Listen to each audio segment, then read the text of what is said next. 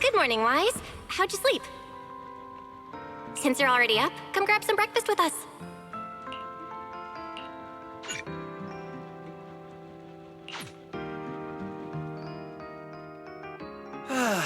Having breakfast together with you guys every morning like this, I don't know, it just feels like it makes even my daily maintenance feel more like a special ritual, you know? Yeah, ever since we moved into Amber Hall, Wise and I have gotten into a much healthier routine. Hey, Wise, how come you got 2 fried eggs? Hand one over. I want another one too, with ketchup. Yeah. Wait, Cecilia, that's not ketchup! That's my maintenance oil! What's wrong, Cecilia? Those dark circles are pretty intense. Did you have a rough night? Yeah. It's all because of that thing Norma sent us, that alarm gadget thingy. I was all ready for it. No matter what time it went off in the middle of the night, I was gonna shake all of you awake right away. Then we'd go catch the culprit red-handed. But it's been days, and that thing has not made a single peep. But I still couldn't let myself sleep too soundly. It was terrible last night. I counted tens of thousands of eggs and still didn't get a wink of sleep.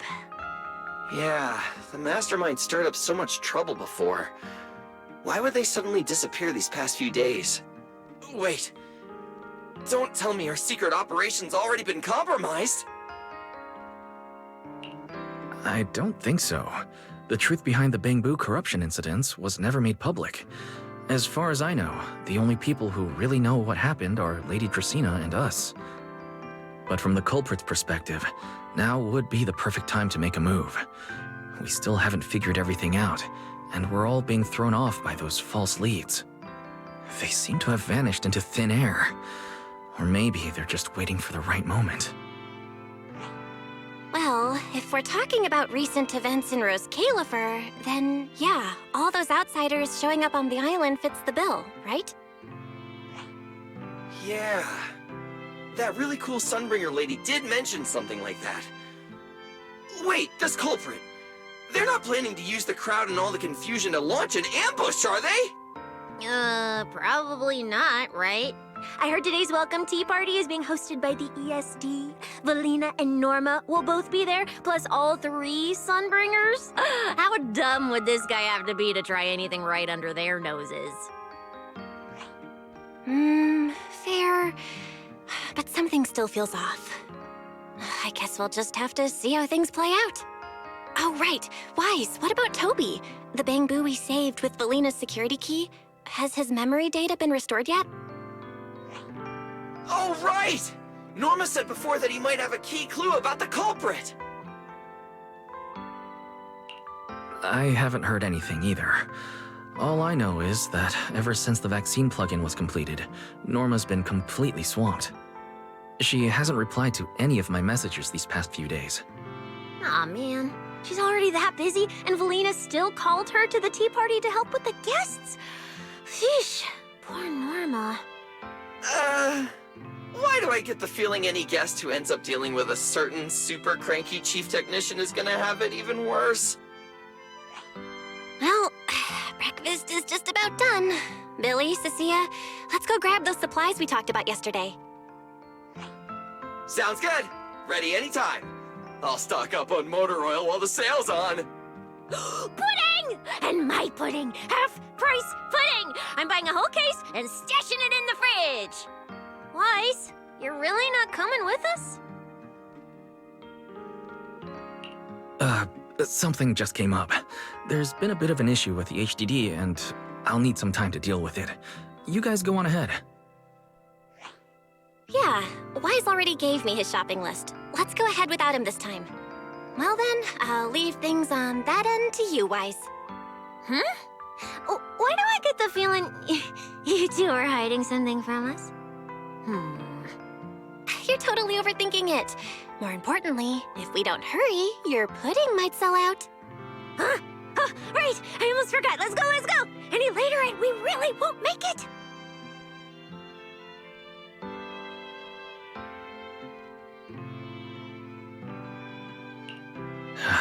Finally, I have Amber Hall all to myself. It's almost time. That girl, she does have quite the knack for making things difficult. But it's broad daylight. How is she planning to get here?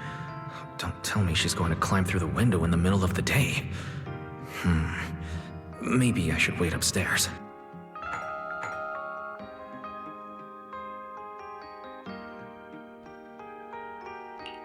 Huh? Someone's here? Who could it be? And of all the times... Alright, I'll see who it is first, then figure out how to handle this. Who could it be?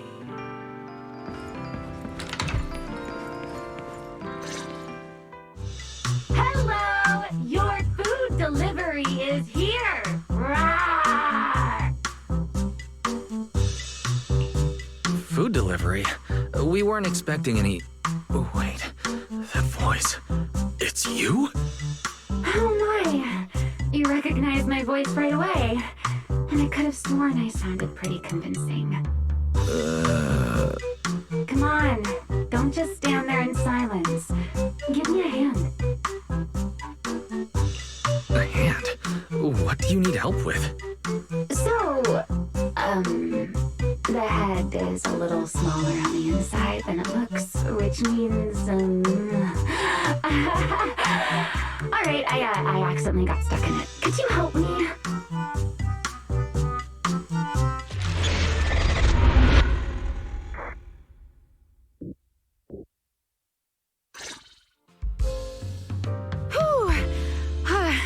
What a relief. I had no idea it would be so stuffy inside that costume. I nearly suffocated. Right. The legendary first-generation Void Hunter almost got soloed by a mascot costume. Wait a second. Where'd you even get it? Where's the real Mr. Roar? Him? Probably still wandering somewhere in a hollow as we speak. Do you have any idea how dangerous that is? Where did you leave him? Come with me. We have to go save him, now. Why? I left him in his own shop, of course. Come now, I'm only teasing. This isn't Mr. Roar's outfit. It's just the same design. That's all. See? Did you truly think I tossed someone into a hollow? Oh, you really have that little faith in me?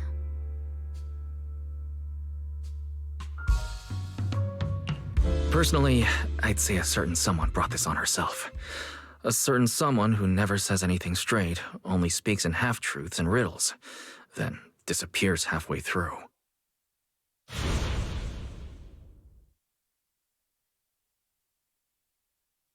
Think about your understanding. Everything you know. Have you ever heard of the word enchainer? Enchainer? Doesn't ring a bell. What is it?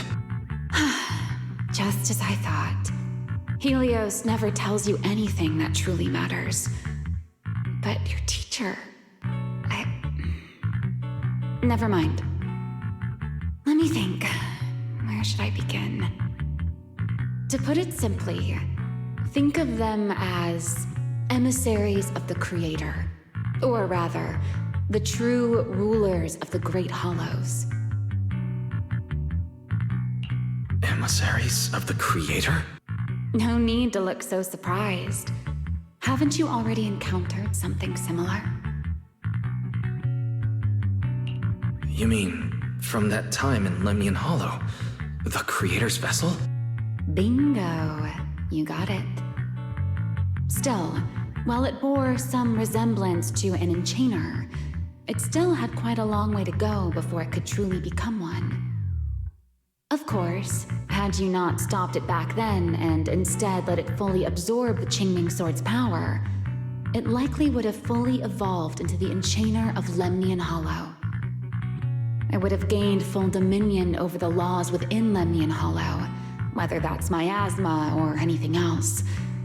Just thinking about it, that would have been a tough battle.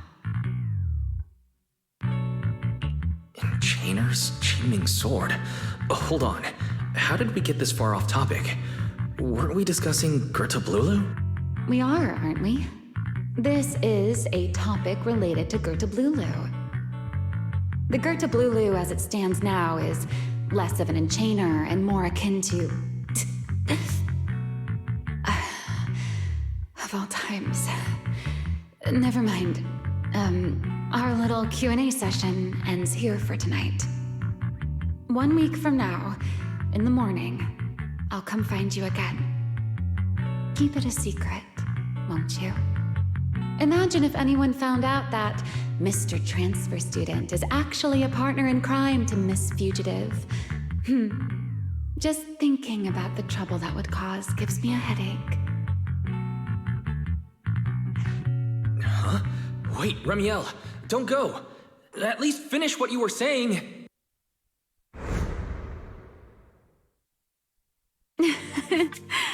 I never took you for the type to keep score. It's already been a whole week. I'll admit, I can hold a grudge. You made me wait a whole week, leaving me with a half-finished riddle. Care to finally explain, Miss Fugitive? No, don't be such a sourpuss, little grudge holder. Keep digging into every little thing, and people might start thinking you're terribly controlling, you know. Let's return to the topic we left unfinished that night. What exactly are Gerta-Blulu and Bashmu? The answer is quite simple. They're both enchainer larvae. Beings with the potential to become enchainers, but have yet to do so. Enchainer larva? Correct. Similar things appeared in my time as well, but no one ever learned where they truly came from. And now, that thing you encountered in Lemnian Hollow, perhaps someone has finally found a way to create or control an enchainer larva. Who can say? As for the key to whether the larva can become an enchainer, I imagine you have already guessed the answer. Could it be a Void Hunter weapon? Uh-huh. You're half right. Half right? What do you mean? What else could it be besides a Void Hunter weapon? Now that's a whole new question, Mr. Rule Breaker. It's my turn to ask one. That ability you tapped into when you faced Gerta-Blulu, the one that lets you interfere with singularity leakage. How has that been progressing? Can you use it reliably now? Sorry, I haven't been able to do anything like that since then. Honestly, I'm not entirely sure how I managed it in the first place. I had intended to ask Lady Dracaena about it, but she hasn't shown up for the last few treatment sessions. I never got another chance. That's tricky. And here I was thinking... Thinking what exactly? that you might help me find Gerta-Blulu. I'm looking for it too, you see. Will you help me out? She's looking for Gerta-Blulu too? Why? No, wait. Before that, why did she come to Rose Califer in the first place? If you have a question, just ask. It's written all over your face. Okay, Airspace Patrol has been conducting a full-scale search for Gerta-Blulu and Bashmu, yet they've turned up nothing. And you, the wanted fugitive who attempted to assassinate Lady Sunbringer, are also one of their targets. Is this you trying to draw a line between us? No, I was just wondering if those two things... Belle, wife, are you in?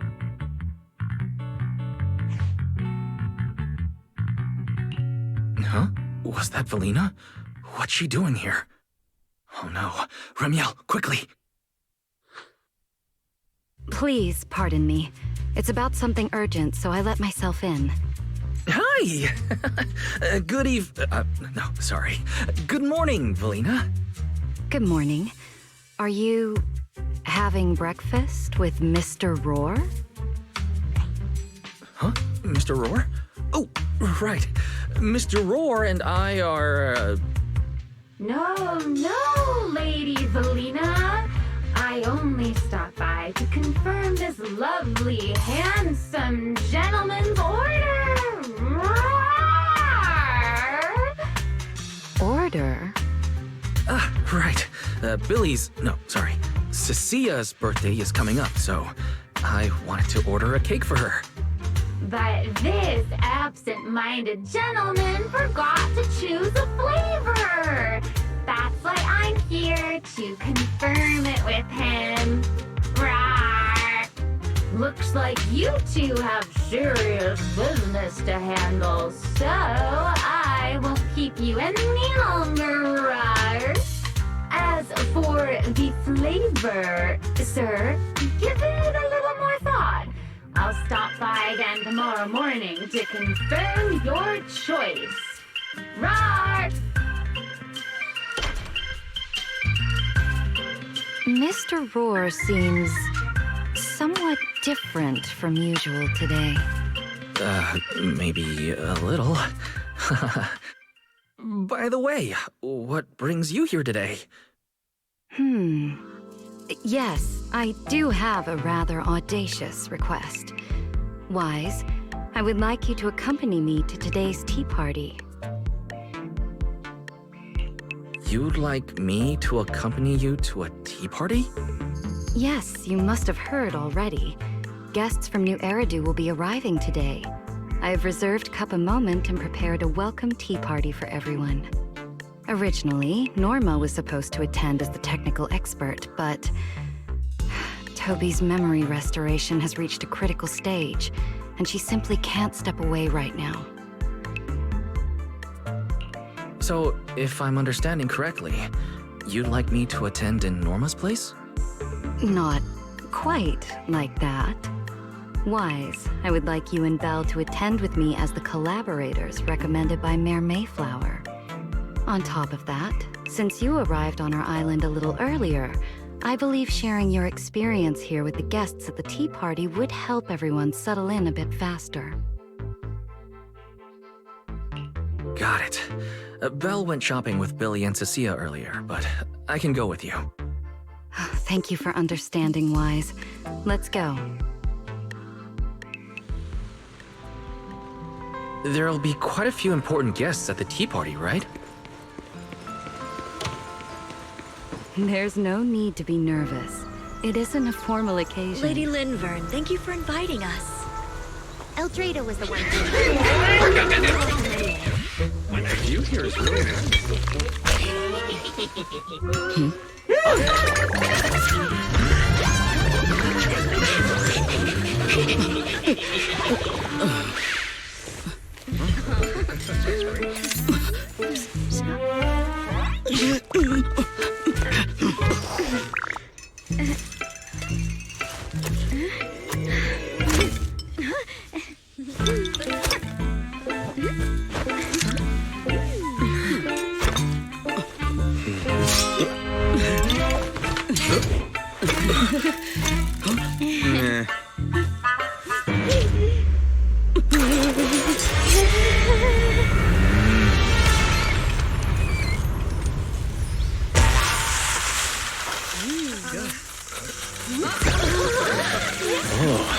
Sure is lively. pretty cool. Wow, that was amazing. It was like magic. I could barely keep up. To go to such lengths as to curate this exquisite opening, you truly have gone above and beyond. With the immense weight Rose Califer carries, I had to admit I had imagined it would be a more solemn place. Relax, Mr. Owen. Even those of us in HSO don't work with stern faces every day. For a special occasion like this, we should all loosen up a little. Yes. To be honest, I also expected Rose Califer to feel more dignified at first. But this is pretty nice too, isn't it? Just the right air to talk about cooperation.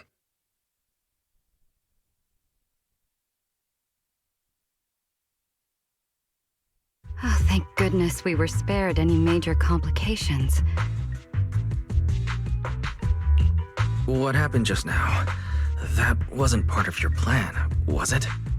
Hardly. If I'm not mistaken, this little mishap is the handiwork of those little ones from the Enna gang. Enna gang? Judging by the name, is it related to Bangbu? Indeed. In Rose Califer, many small groups form spontaneously among Bangbu, almost like clubs. The Enna gang is one of them. As for the Bangbu there, they always say they're acting in the interest of Rose Califer and all Bangbu, but to everyone else, what they do looks more like pranks. For example, a few days before your arrival, the huge pile of bananas in front of Aurelia Academy was also their doing. It was their way of voicing their grievances against the newest logic cores. I heard they originally planned to lay out banana peels, but Bangbu do not eat bananas, and they did not want to waste food, so they simply stacked the bananas instead. As it turned out, the students thought they were a special courtesy arranged by the ESD, and they were quite delighted for a while. So that's what you call doing the right thing for the wrong reasons. At the same time, they don't have bad intentions. What harm could those Bangbu possibly mean? They're only a little uneasy about recent changes on the island. It's fine, it's fine. Indulging their wild ideas once in a while can count as a little break from work, I'd say. Not everyone can handle their antics as effortlessly as you do, Lady Lindvern. Lady Lindvern. That sounds familiar. Wait, this is... Allow me to make a formal introduction. Wise, this is the director of the Airspace Patrol Department, Lady Lindvern Sunbringer. Oh my, no need for the lady business. How many times have I said it? We're far past the point of formalities, aren't we? Then again, no matter how many times I say it, in all of Rose Califer, aside from Eldrada and little Dracena, Clarette's about the only one who doesn't treat me like their boss. After all, not just anyone can be like Miss Clarette and end up becoming Lady Lindvern's creditor. All right. Allow me to introduce myself. Hello, Wise. I am Lindvern, Director of Airspace Patrol. I've already heard a bit about you from Dracy and Sigrid. I didn't expect you to uncover an important clue about the Bangbu corruption incidents right after arriving. That's quite impressive.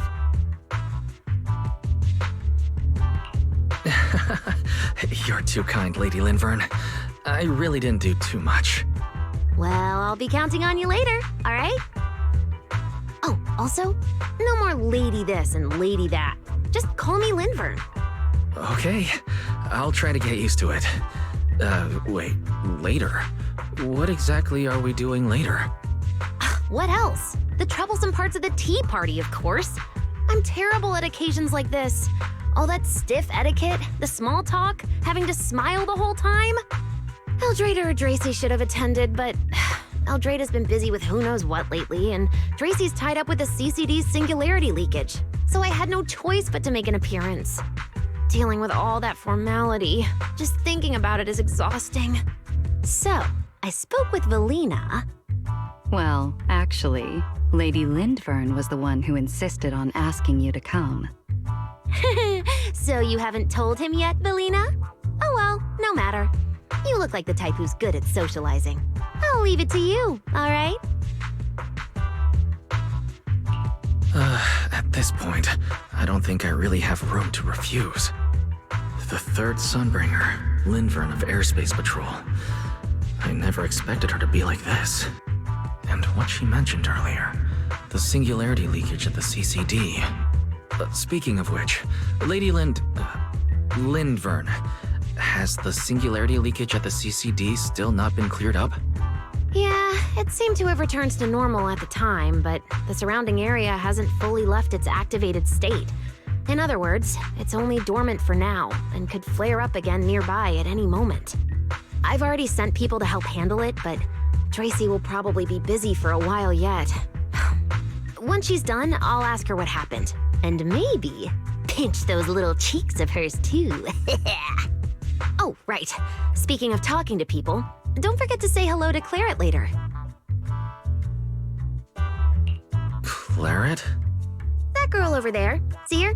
The blonde one with the expression that says, "You owe me 200 million dennies, so pay up before you even talk." She's the director of Flint Workshop and the current heir to the Flint family. All the porcelain used during your treatment was produced at the workshop in Virium. I only returned from there with her yesterday. In a sense, she's your benefactor. So the moment has finally come. Good luck, Wise. I believe you can survive this trial. Wait, why do I feel like this is getting more dangerous by the second? Nothing terrifying is going to happen, right? No, Claret isn't that frightening. She's just a little earnest, that's all.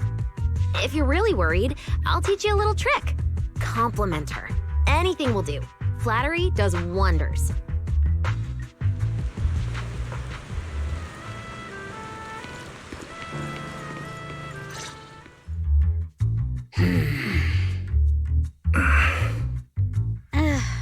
So, who are you? Another outsider? You've been staring at me for quite a while. Got something to say? Or is this some kind of new Eridu etiquette? My apologies, Miss Claret. I was just considering how best to express my gratitude to you. Gratitude? Are you sure you've got the right person? Did I help you with something?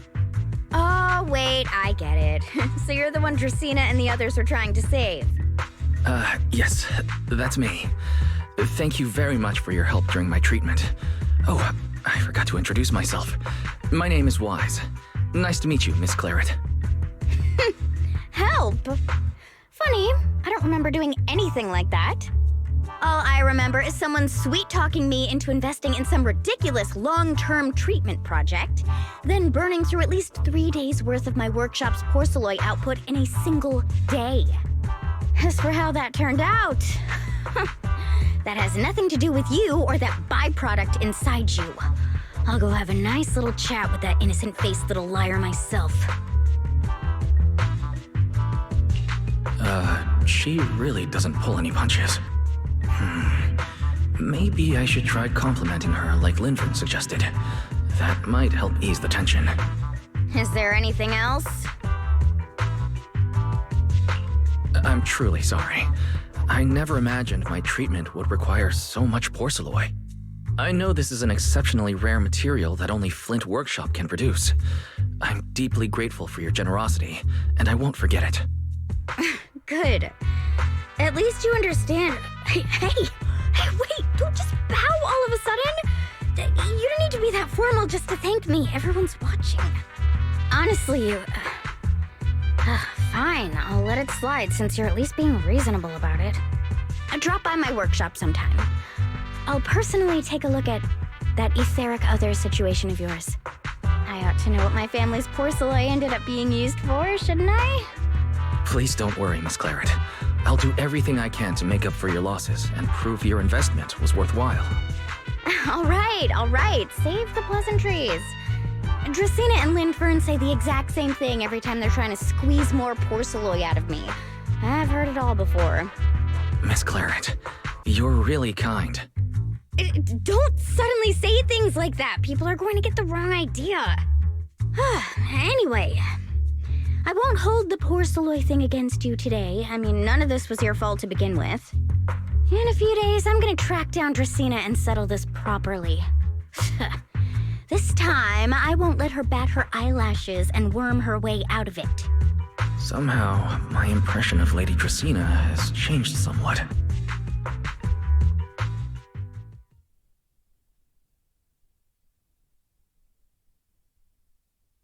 Valina, Sigrid, what's wrong? What happened? No need to be so tense, Wise. It's just a small matter. Not all the guests scheduled to arrive on the island today have shown up yet. One of the airships ran into some trouble while passing through the storm belt. That held things up a bit. They're just now pulling into port. The tea party's already halfway through, and neither Lady Lindvern nor I, since we're the ones hosting, can just slip away in the middle of it. So, So, I will be the one in charge of welcoming this batch of guests. And, Mr. Wise, I would like you to come along with me. I have to go too? Well, here is my request. Most of the guests aboard this airship are scholars specializing in holo technology. Compared to the warriors of airspace patrol, I think they would find much more to talk about with Mr. Wise. I see. Got it. Leave it to me. Your understanding is appreciated. Now then, no time to waste. Let us move out. Today's tea party was a close call, but we came through safely. I hope this marks a good beginning.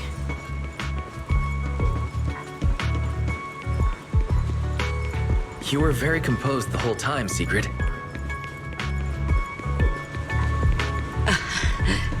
You are too kind.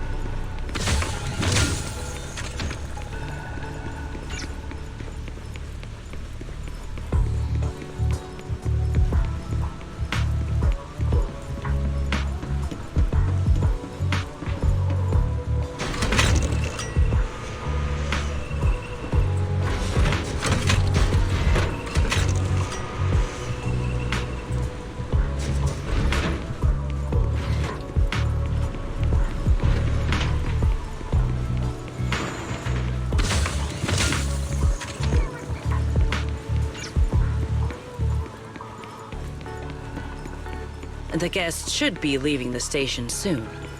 Let us wait here for a moment. The last time I was here was just after we first arrived on the island. We left familiar 6th Street with Norma and set foot in Rose Califer for the first time. 6th Street? I believe I have heard of it. Is that where you reside in New Eridu, Mr. Wise? Yes. Belle and I run a video store there called Random Play. We live there as well. A video store? Come to think of it, the temporary stall in front of Amber Hall is... Ah, I see. That explains it. If you're interested, Sigrid, you could get a membership for our shop. It offers decent discounts, makes renting tapes much easier, and works at the stall too. I shall give your suggestion due consideration, Mr. Wise. Ah, the guests have arrived. Mr. Wise, let us greet them.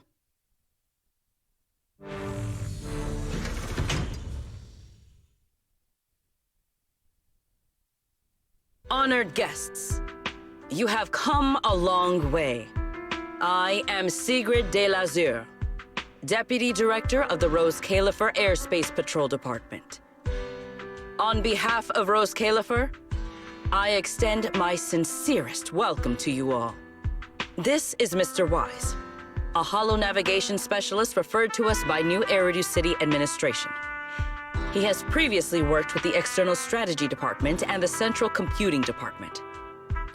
You're too kind. I only arrived a few days before everyone else, but I hope I can offer a few useful pointers for your time in Rose Califer. Greetings. I am Salvi, the interim leader of this expedition and a member of the White Star Institute. My research mainly focuses on ethereal ecology. Please allow me to introduce the other guest traveling with me. This is Professor Oakley from Metis Academy. And this is Miss Lawton, a peer of mine at the White Star Institute. Both are scholars who have spent years studying the fundamental properties of hollows. And this is Miss Truvia, daughter of Mr. Mossient, the head of High Ambitions Corp. Like you, she is also a specialist in holo navigation. What? It can't be. It's really her. What did I tell ya? We were always gonna win this one. Icarus 2 points, Phaethon 0. That's only twice. Nothing to brag about. not satisfied. Fine then, let's run it back tomorrow. Bring it on! We've got all the time in the world. I could go head-to-head with you for a lifetime. Looks like someone's gonna be losing for the rest of their life, huh? Truvia, you... What did you just say? I'm saying, what's that got to do with me? Truvia, you... Why? You could have easily... Truvia I know would never say something so cruel. Cruel? How do you have the nerve to call me cruel? You two... You're the ones who are...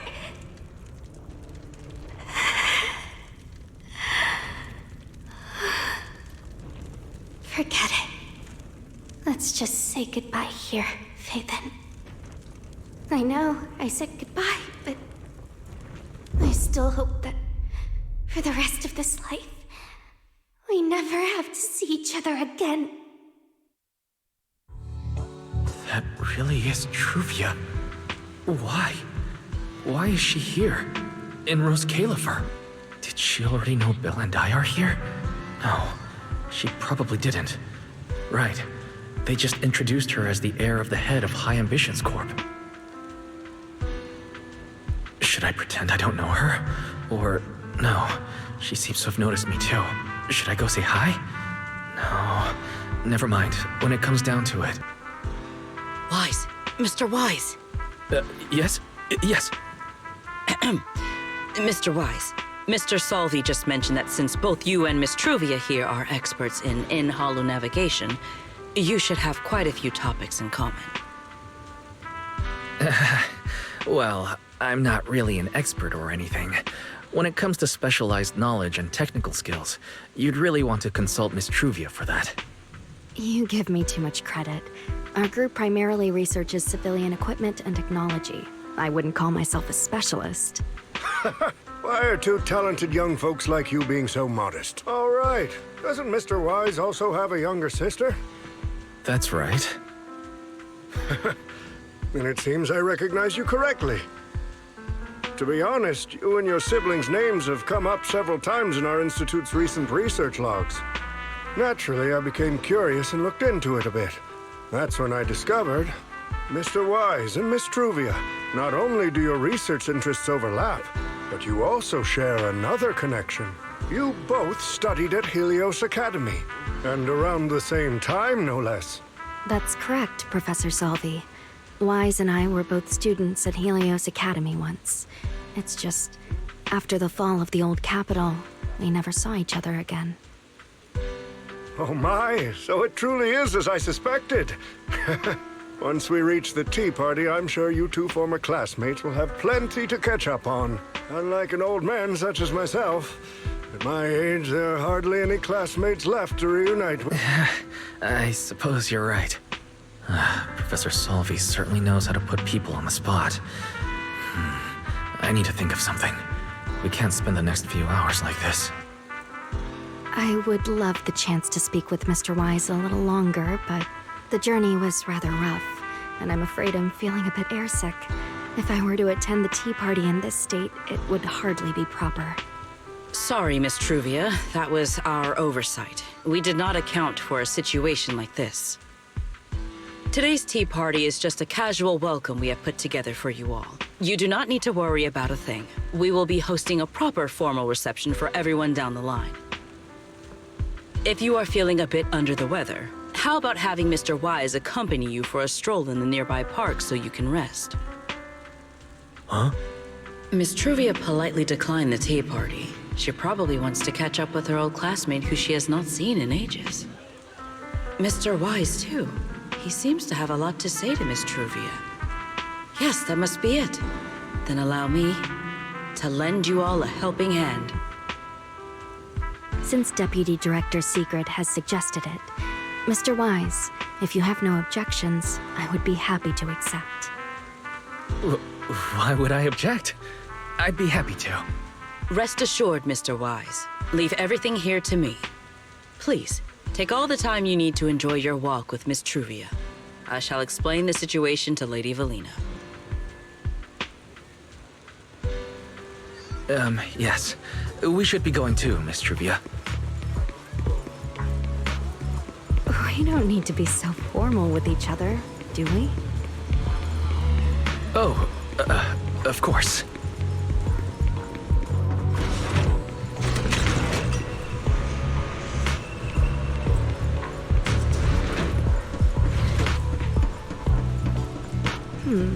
That silver tree. The nameplate really does say Porceloy. I heard Rose Califer was the homeland of Porceloy, but I never imagined they'd use it for public decoration.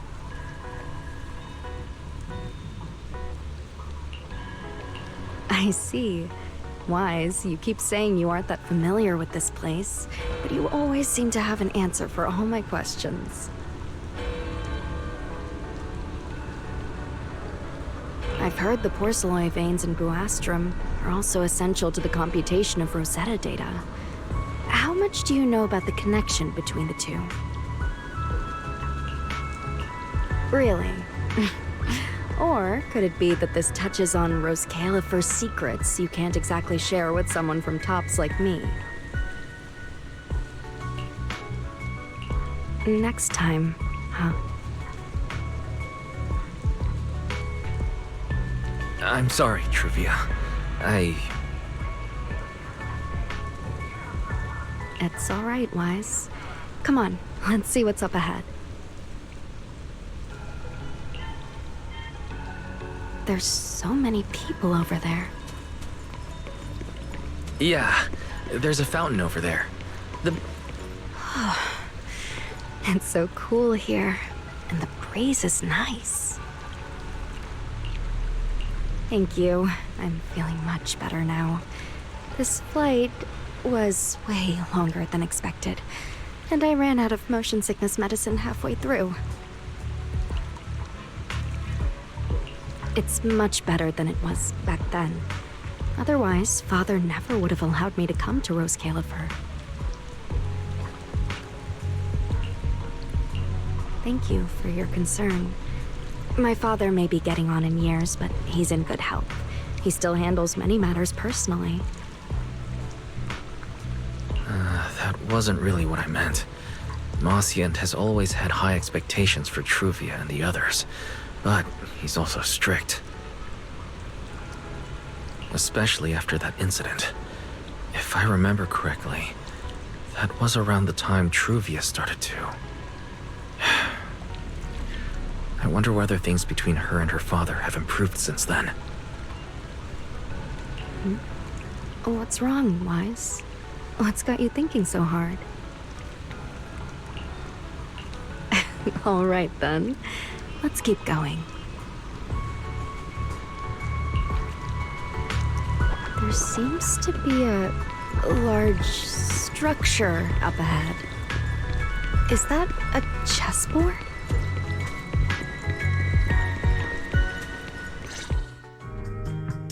Oh, it really is a chessboard. I feel like it's been ages since I last played a game of chess. Same here. I still remember. Back then, Belle and I were both really into chess. Whenever exams weren't looming over us, we'd always be going head-to-head on the board. She and I were both pretty clueless back then. She was always setting you off, and I just stood there watching most of the time, rarely stepping in to stop her. It's okay, Wise. It's all in the past now. How have you been after all these years? Oh, and what about Belle? Is she doing all right? We're both doing fine. Belle, she's still the same as ever. Gets hyped about something for like 3 minutes, then she's over it. She can't sit still for the life of her. A few years back, we opened a video store called Random Play on 6th Street in Janus Quarter. Business has been, well, decent enough, I guess. Even though we're supposed to be running that place together, Belle only ever gets serious when it comes to stalking horror films. The rest of the time, she also struggles to get the books balanced. If you've got time later, Truvia, feel free to swing by. I'll let Belle know to set you up with our highest tier membership card. No expiration, and permanently free. Well then, let me thank you two managers in advance. What about you, Truvia? All these years, have you been doing well? I guess I'm doing all right. Over the years, with my father's assistance, I've continued my research on holo communication and navigation. Back in the day, as one of the primary investors behind Helios Academy, High Ambitions actually retained a small portion of the related research materials. My father plans to adapt the technology for commercial civilian use. Fortunately, that's something I can help with. What Truvia means is High Ambitions Corp. They've been conducting research related to the HDD this whole time? Does she go in and out of holos as much as I do? If so, what's the condition of her ocular implants? Mosient. High Ambitions Corp. Do they even know that Helios never resolved the hidden dangers behind this power? No. I need to make things clear with Truvia. Even if it means... Truvia... Are you... Truvia... Are you still using the ocular implants Helios Academy put in us? As fellow holo navigation specialists, I think we both already know the answer to that question, don't we? Of course, I'm not trying to point fingers, and I have no intention of judging the choices you've made. But for me, I don't want this power to go to waste, and I don't want the memories tied to it to be forgotten along with it. Truvia, you got it wrong. That's not what I meant. That incident back then, Helios Academy never fully resolved it. And not long ago, my ocular implants started acting up again. Enough. Let's not talk about this anymore. I want to hold on to those memories, but that doesn't mean I want you dragging me back to that day. I don't want today, this day of our reunion, to become the continuation of that day. Sorry. It's okay. That's all in the past now. Didn't you say it yourself? We were just kids back then. We didn't know any better. And childhood, it's nothing more than the briefest chapter in our long, drawn-out lives. Compared to the present and the future, it's insignificant, and not really worth you and me bringing up over and over again.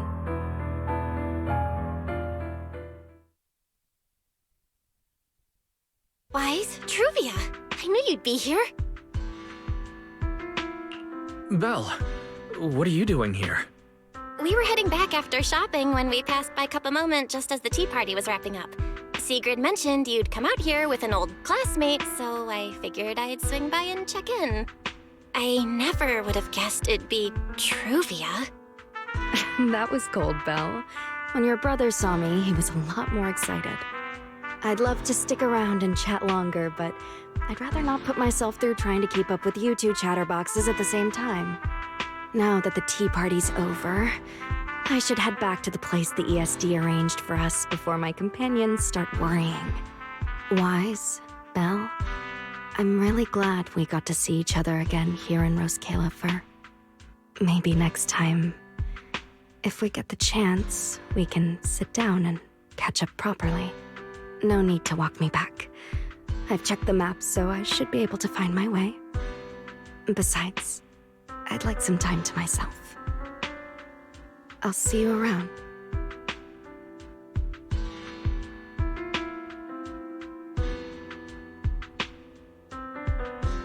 Did something happen just now?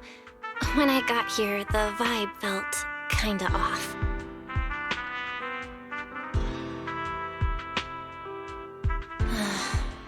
I didn't expect things to turn out like this.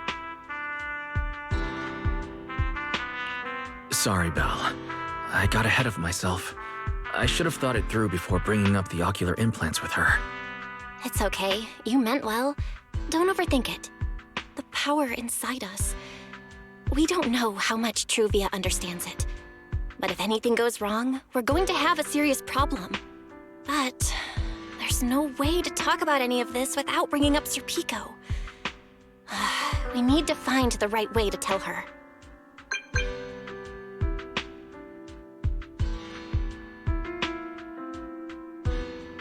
Oh, it's a message from Norma.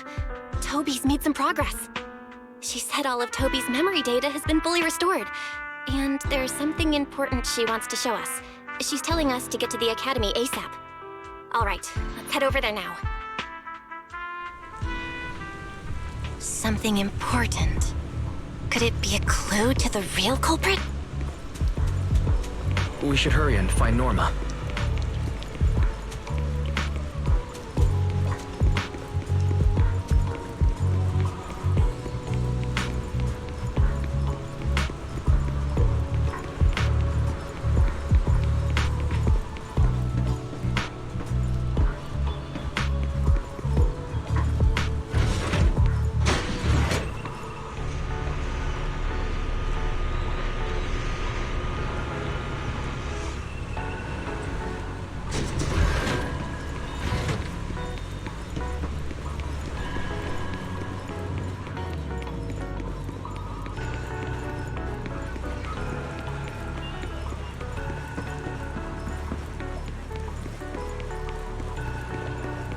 Baby, look how smart you are.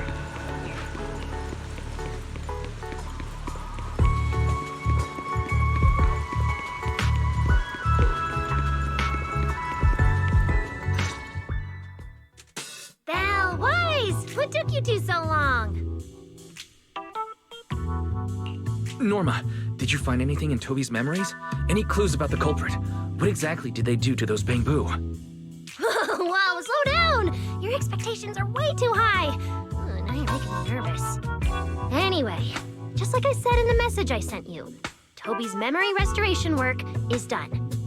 Some of the data's been totally wrecked by corruption, but no biggie. I still managed to dig up someone who looks like a prime suspect. I've already seen it plenty of times. Here, take a look for yourselves.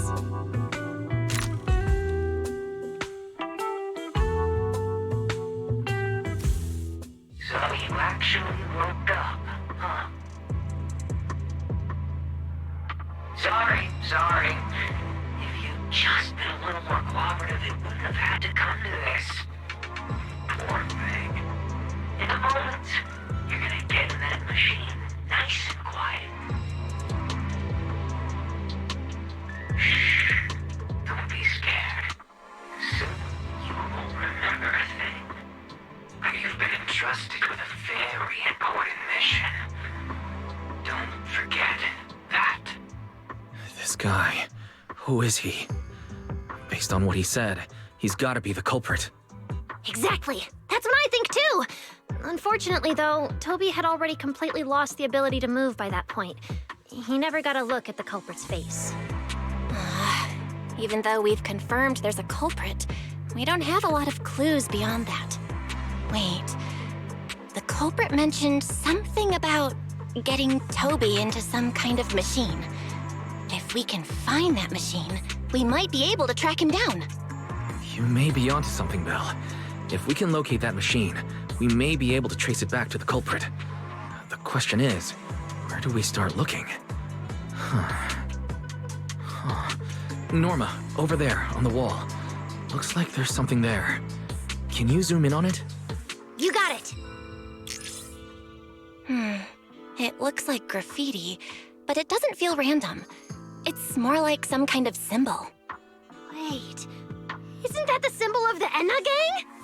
The Enna Gang? I didn't expect this to be Enna Gang turf. Wise, Belle, do you know anything about them? I ran into them at the welcome tea party today. Thankfully, it was just a few harmless pranks. Nothing serious. Oh, again? Those little guys sure have energy to burn. But how did they end up getting involved with the culprit? It's also possible that the culprit just happened to be on Enna Gang turf. I've heard the Enna Gang is an organization that really cares about Bangbu rights. They shouldn't be colluding with humans who intend to harm Bangbu. Looks like the only way to find out is to check out the Enna Gang's turf ourselves. Norma, do you know where we should start looking? I don't know the exact location. I just heard they sometimes meet up near the Clink Market on Gear Street to swap bottle caps they've scavenged. Clink Market? Bottle caps? Mm-hmm. The Bangbu have their own little market right on Gear Street. Oh, right. They've been doing road work around there for a while. Probably haven't been there yet, huh? Gear Street is where the Bangbu hang out. It's packed with facilities catering specifically to them, and Bangbu loves settling down there. Some people even call it Bangbu Street. Same place, different names. As for bottle caps, I don't know if you've noticed, but the Bangbu in Rose Califer are absolutely obsessed with collecting all kinds of bottle caps. They've basically become hard currency at this point. More useful than Denny's, even. So basically, if we want to go collect intelligence from the Bangbu, we'll need to have some bottle caps ready. Oh, I just got an idea!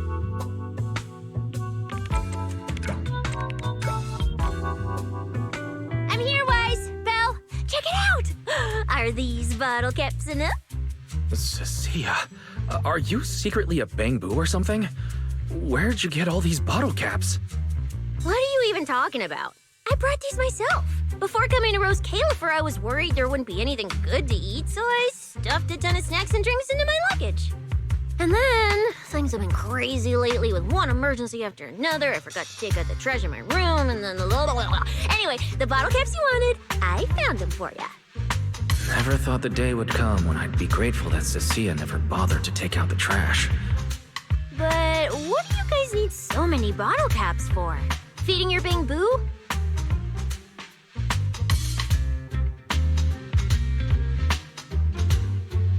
Oh, I see. Now what are we waiting for? Let's get moving.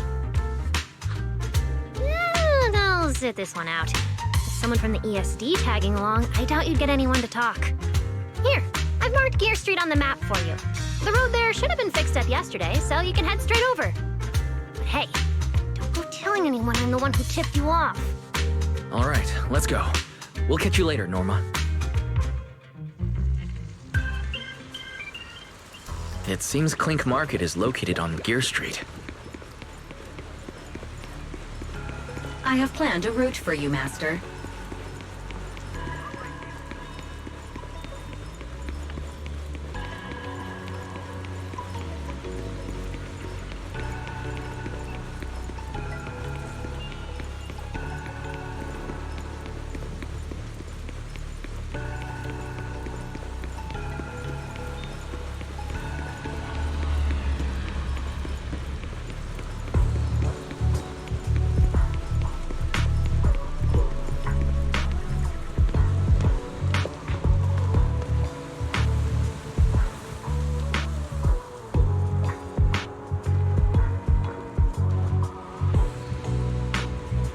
Master, we have arrived at the target location, Gear Street.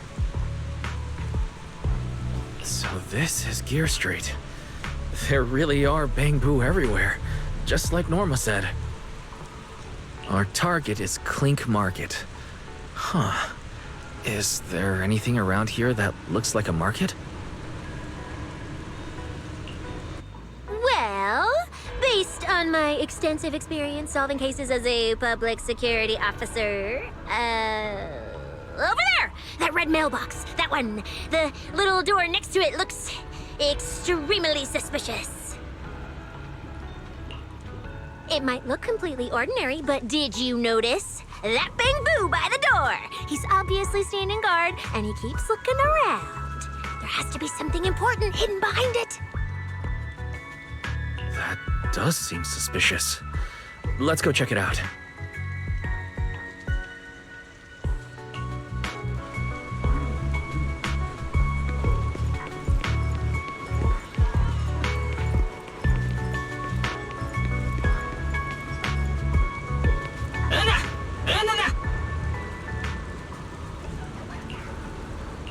I want to visit Clink Market and pick up something for my bamboo back home.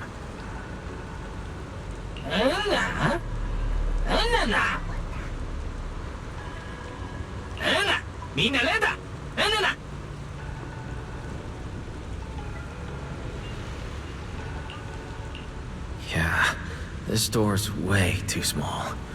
But at least I found the right place. Clink Market really is here. How am I supposed to get in? Right. I can use Eos's body.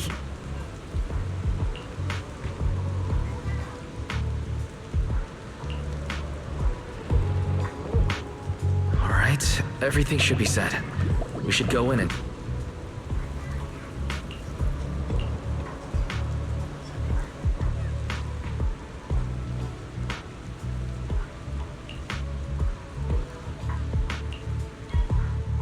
Would you look at that? There really is a whole other world behind this door. Now, who around here might know about the Enna gang?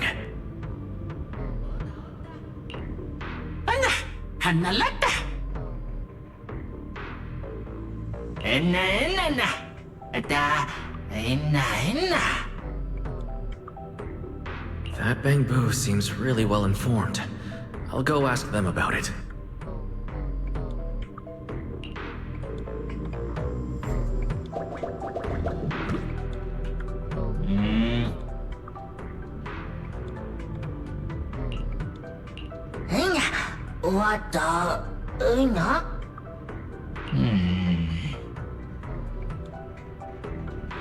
No response. What's going on? Is something wrong with Eos's language mod? Wait. Unless...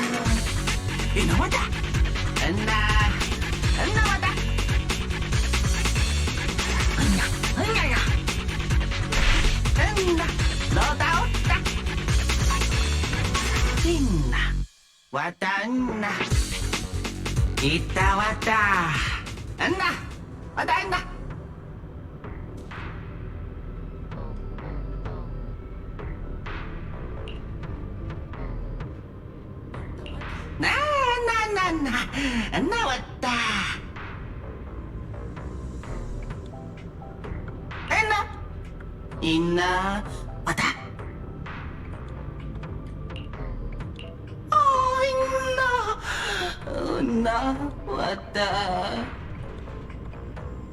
로타, 있는 로타.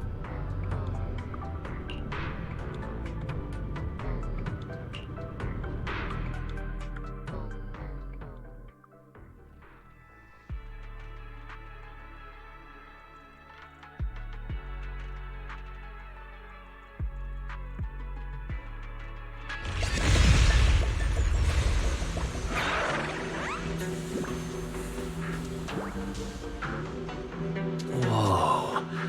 I never expected such a huge space beneath Buastrom. So this is the retroflux zone. From the structure and the name, this has to be Buastrom's water circulation system. According to the guard, if we keep going a little further, we should see an elevator that goes down to the Enegang's hideout. All right, let's go. Master, I suggest taking the elevator ahead to reach your destination. To think there are Bangbu living beneath the city, along with a secret gang. Though it's true only Bang...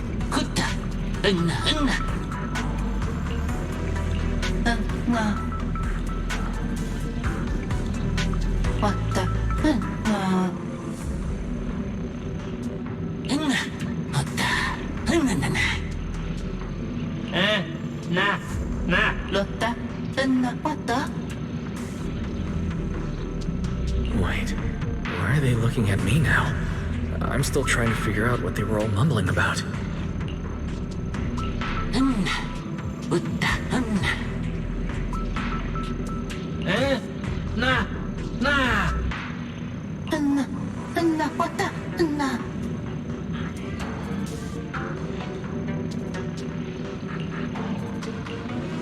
The elevator's broken. Let's look around. Maybe there's another way to reach the Enegang's hideout.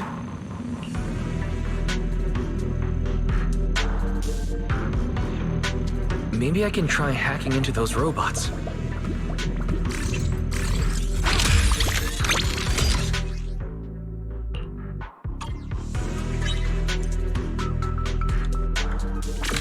It worked. Just as I thought. Let's take this side path and see where it leads. I don't see a switch for the drawbridge. Maybe I can try ramming it.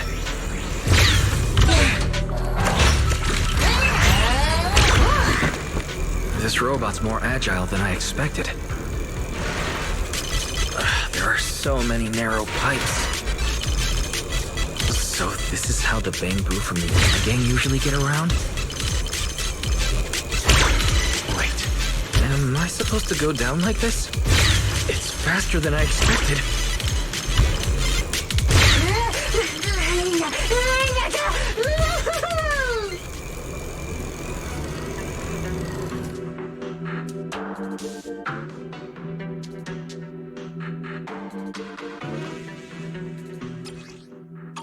It should open if I hit that switch.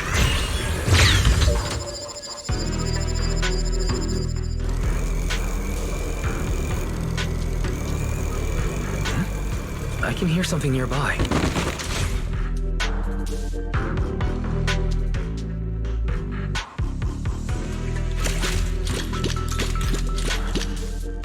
This circuit box is gonna catch fire if no one fixes it. No wonder the elevator broke down. Let's try fixing it. We might need to come back later, and I really don't want to crawl through the pipes again.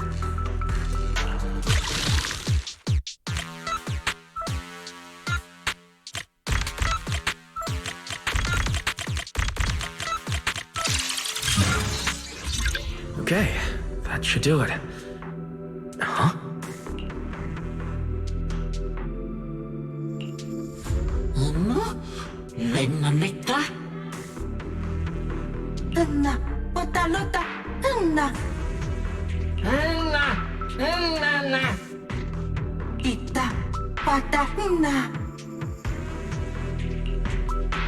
The Enegang's Bangbu keep mentioning this revelation. It's been bothering me for a while. What a new Eridu is it?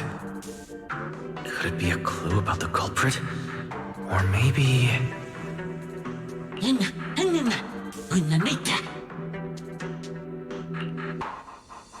What is the connection between the revelation and the culprit? It's still bothering me.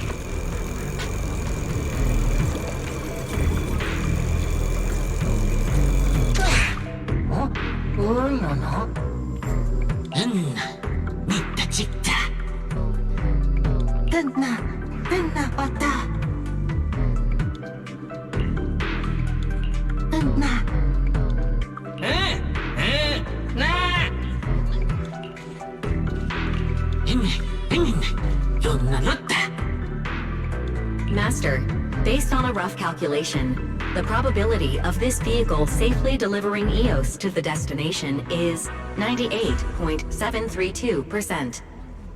I don't even know where to start.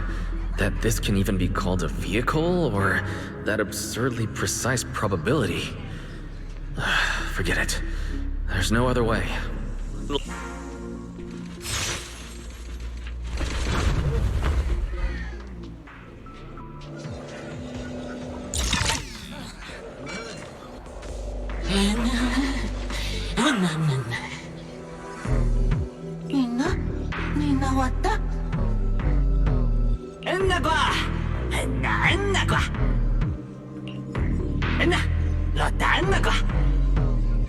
Griff. So he's the boss of the Anna gang. Maybe he knows something about the culprit. Come to think of it, this place really does resemble what we saw in Toby's memories. Also, something's really strange. Almost all the Bang-Boo here seem to be Data-Boo. Why is that?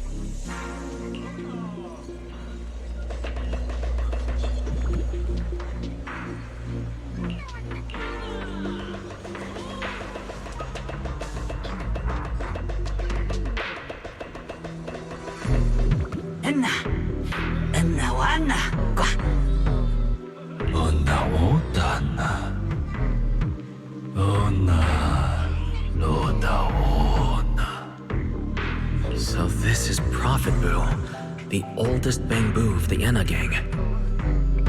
Oda, Anna, Loda, Hana. Anna ba? Hata, Lona, Lota, Wana. Enna, Lota, Wana, Puna, Pota.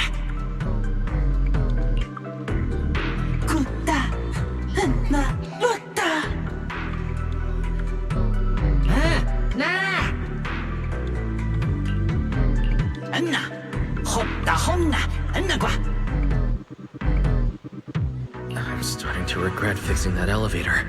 I didn't expect things to end up like this. This revelation thing. I don't even know what it is. What am I supposed to say?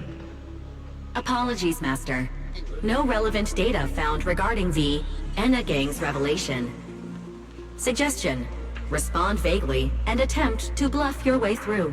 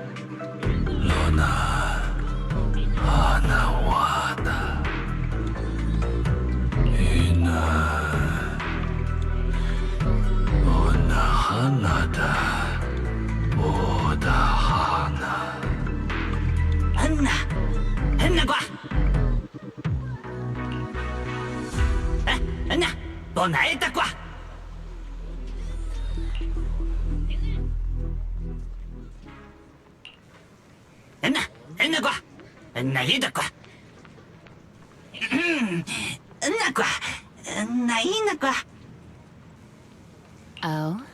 Is that so? Then come on in.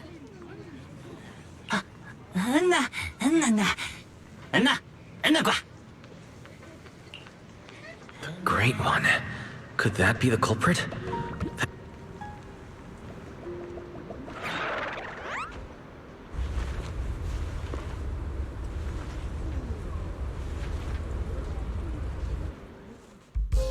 Remiel? What are you doing here?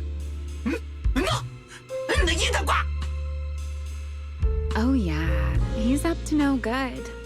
He is the partner in crime of a fugitive like me, after all. Answer me, Remiel. Why are you here?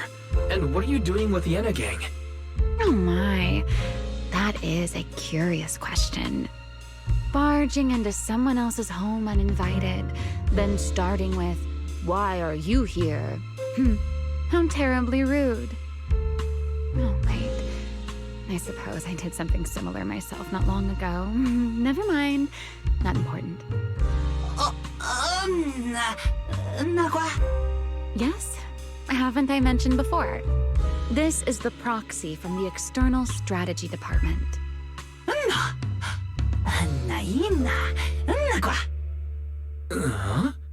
A little too talkative, aren't we, Griff?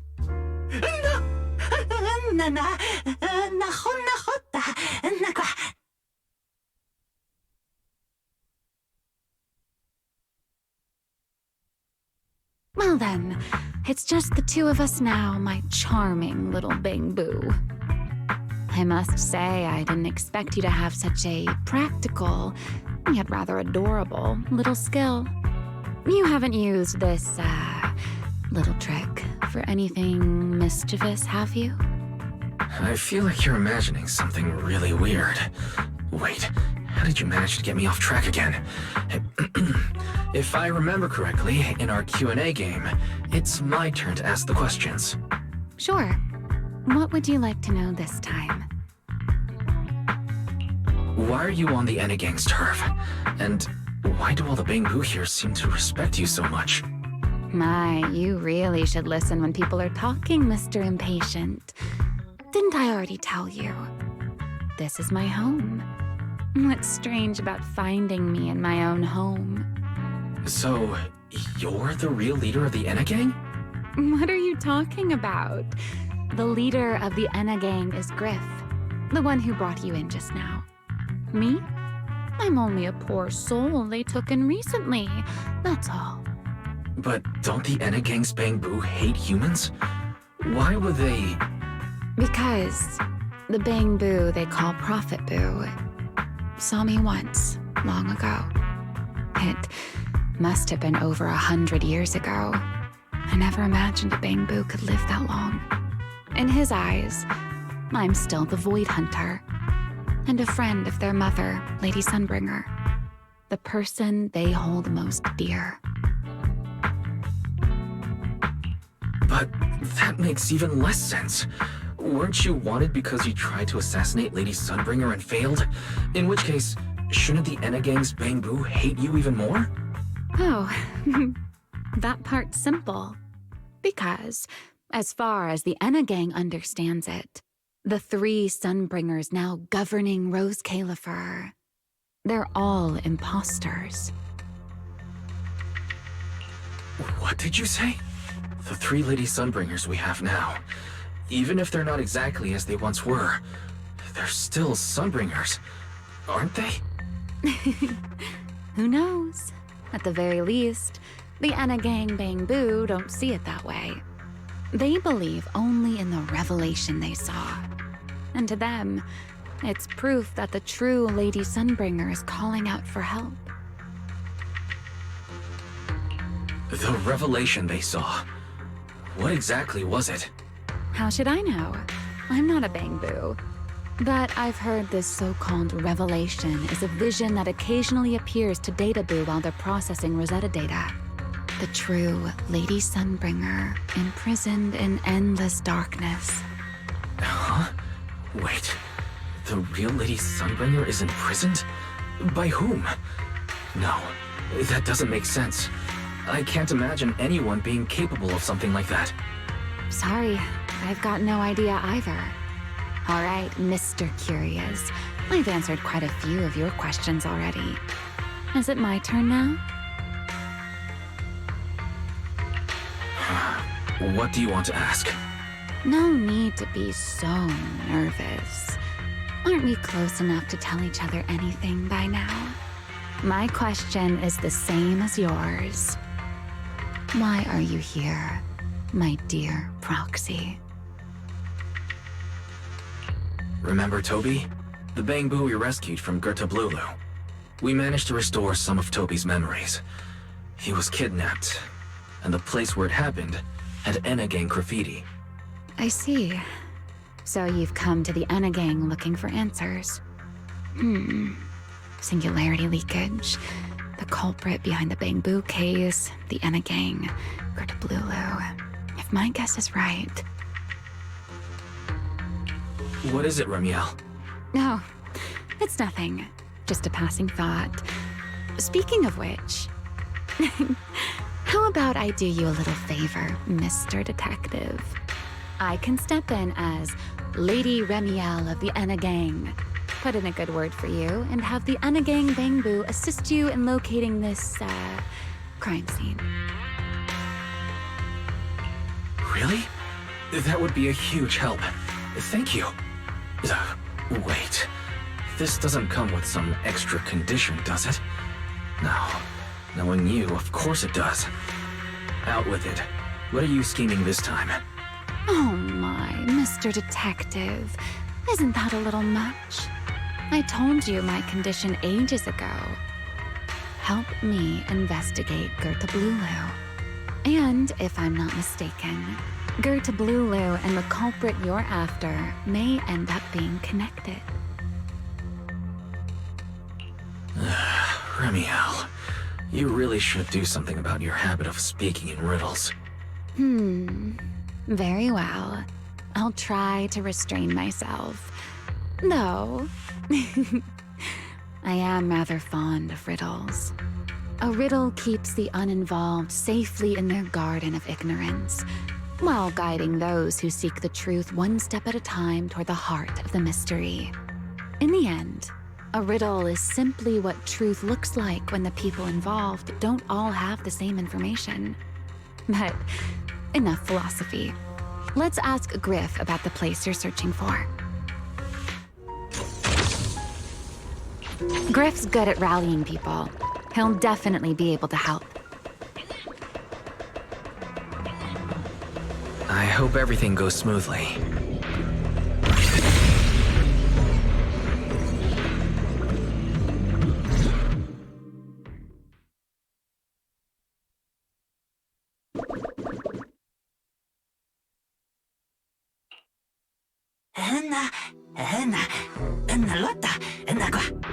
Just as I'd expect from you, Griff.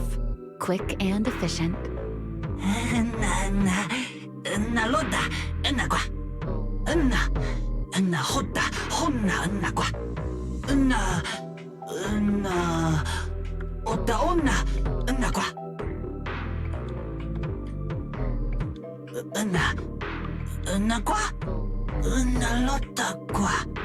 Don't worry, Griff. I'll go with him.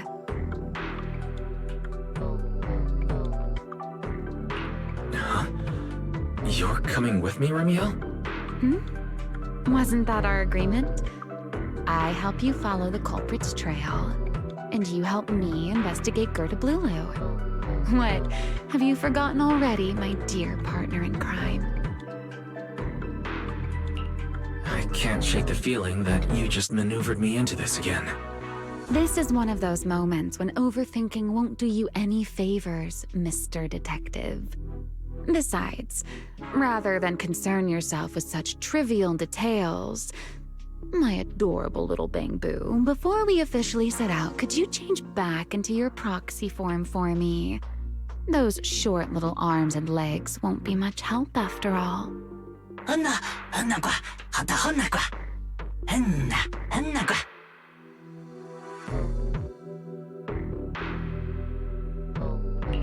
Understood. I'll head there now.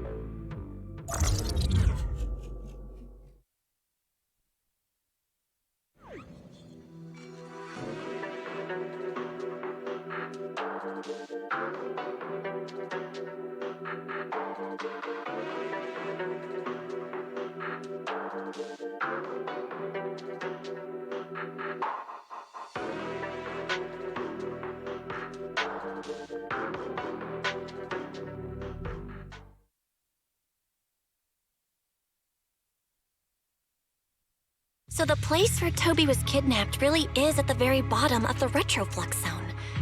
But I still feel like Remiel's keeping something from us. Just like she said in her little Q&A game. You're not allowed to lie, but that doesn't mean you have to tell everything. And we still have no idea why she tried to assassinate Lady Sunbringer in the first place. Or what she's actually after. Yeah. I considered asking her directly why she tried to assassinate Lady Sunbringer while we were in the retroflux zone, but I doubt I'd get a straightforward answer. As for her objective, that's much clearer. She wants to use mine and Pyrois' ability to manipulate the singularity leakage to help locate Gerta Blulu. Toby's kidnapping, the recurring singularity leakages, Gerta Blulu. I have a feeling there's a connection between all of them that we're still missing. Yeah, Remiel hinted at something similar as well. Looks like the only way we're getting any real answers is by finding that crime scene at the bottom of the retroflux zone. Billy and Cecilia should both be resting in their rooms. Want me to call them over to help? That won't be necessary. Too many people could compromise the investigation, and it might make the Enna Gang Bangboo uneasy as well. Besides, with Pyrois and Remiel accompanying me, I think we'll be all right. Okay, stay alert. Fairy and I will support you remotely. Target located. Optimal route planned. All right, we should get going.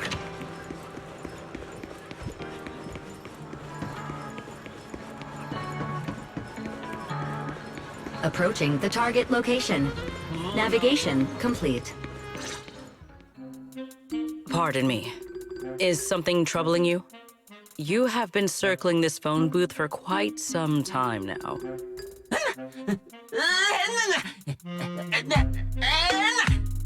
Huh? But it is behind you. Secret? I wasn't expecting to see you here. What's going on? Greetings, Mr. Wise. While on patrol, I came across this Bangboo citizen. He appeared to be in some distress, so I stopped to inquire about his situation.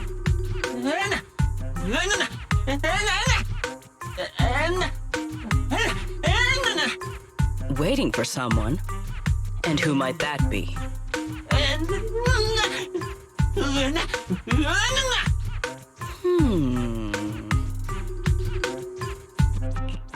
This Bangboo. Is he the one Griff mentioned that's guarding the phone booth? He's way too nervous. Sigrid's starting to get suspicious. I need to come up with something before he gives himself away.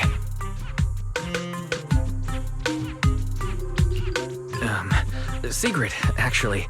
The person he's waiting for is... I see. Citizen, the one you await is Mr. Gaboo. Is that right? Mr. Gaboo? Whomst? I do not know. But we must stay here. We must wait for Mr. Gaboo. Perhaps today. Perhaps tomorrow. But one day, we shall wait no longer. For Mr. Gaboo will finally arrive. Uh-huh. Oh, it's a line from the famous play, Awaiting Gaboo. Did I get that right, Mr. Actor?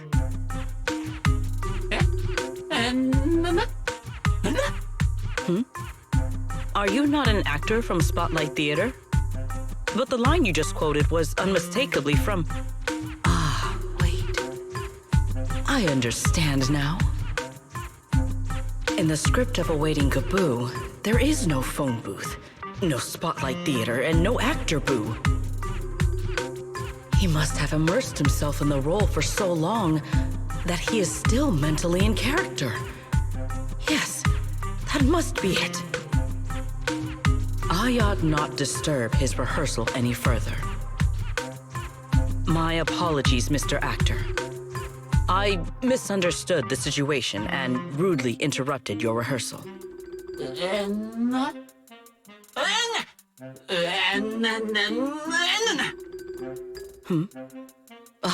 Indeed.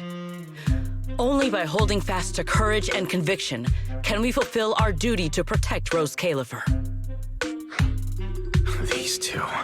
How are they even having a conversation right now? They're not talking about the same thing at all. Oh well. At least Sigrid doesn't seem to suspect anything. If she learns that Remiel is involved, explaining the situation could get complicated. Oh well, we've come this far already. I'll deal with it later if it comes to that. Well then, now that the misunderstanding has been cleared up, I shall not interrupt your rehearsal any further. Farewell, you two. I wish you a pleasant day.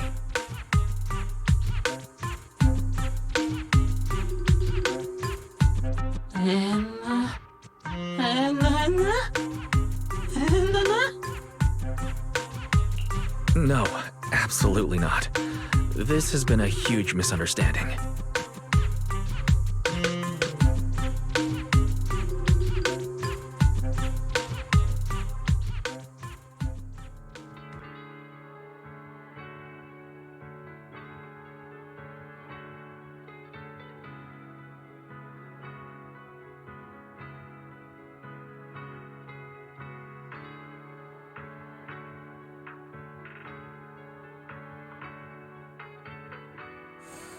Well, it's about time you showed up.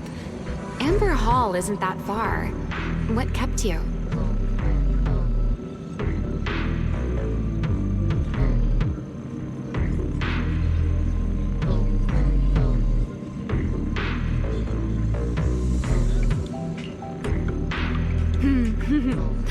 You're acting more and more like a partner in crime now.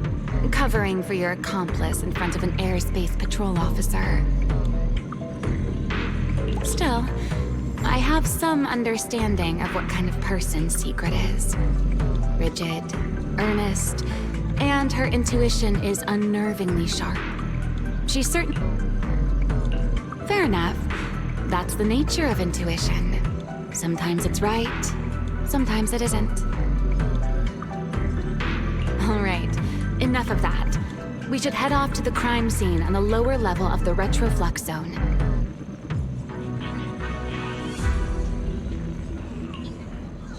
The entrance is this way. Griff is already waiting for us.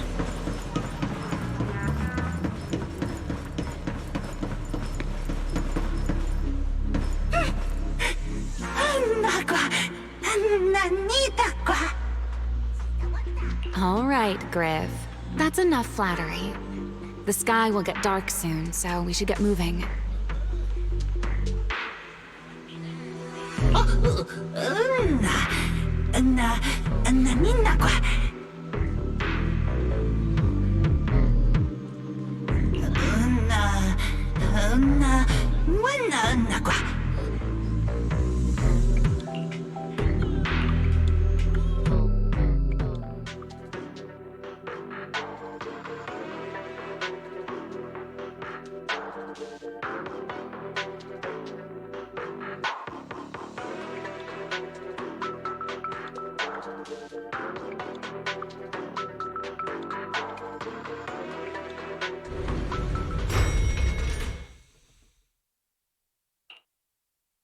Here we are, the bottom floor of the retroflux zone. The lingering ether here isn't normal, similar to the energy hub.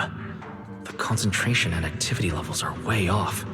In other words, there's probably another singularity leakage deeper inside. Come to think of it, Griff mentioned something like that too.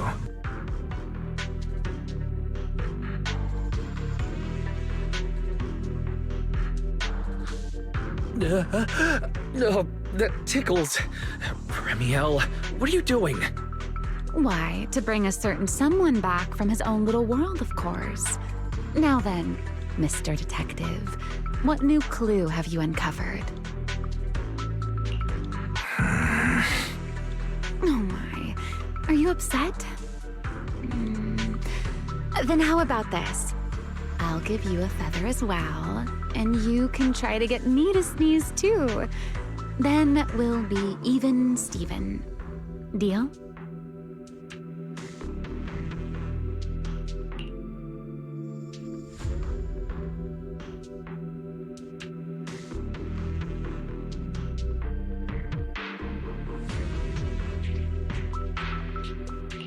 There. Now we're even. So, tell me, what did you find? The lingering ether in this area. Its concentration and activity aren't normal. It's a lot like the energy hub. In other words, the deeper we go, the higher the chances of encountering a singularity leakage. So, as we keep moving deeper, we'll need to avoid singularity leakages as much as possible. Remiel, I need you to follow my directions, okay? I'm confident in my abilities as a proxy, so it shouldn't be a problem. Remiel? Are you listening? Remiel? I'm listening. Please, go on.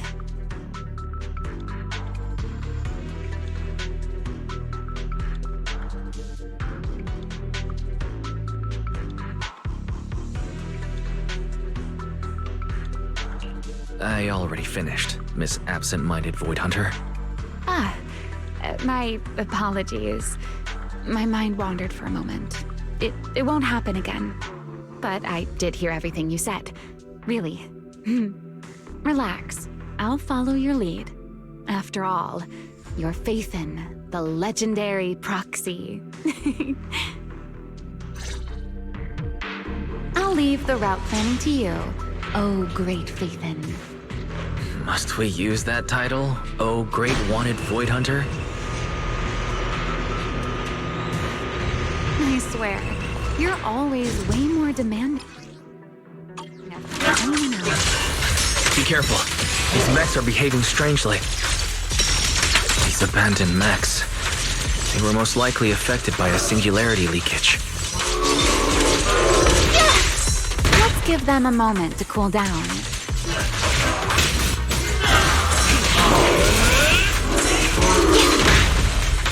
Give ground. Stay back. Sweet, the wind rises.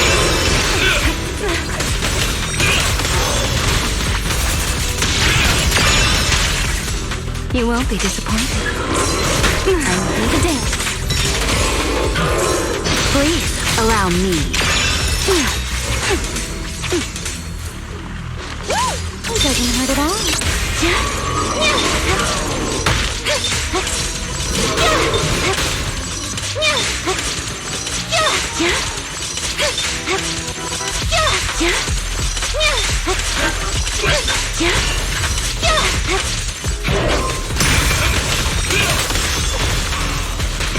Put that aside.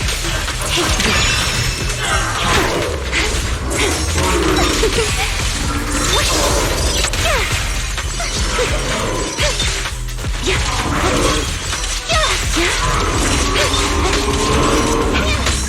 Run into trouble? Need me already. Engage! Done. Let's keep moving.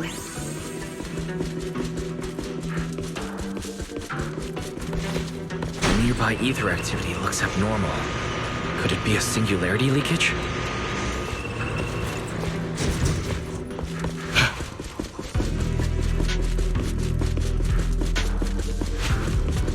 There are way more enemies around here than I expected. Remiel, how's it going on your end?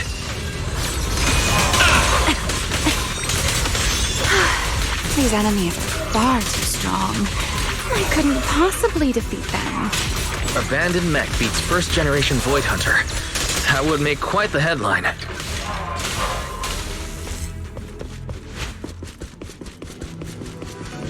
Speaking of which, your combat skills are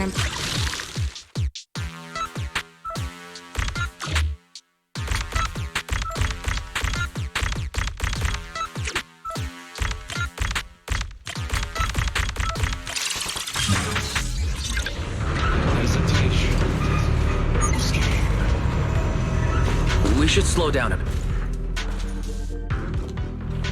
Remy, wait, don't!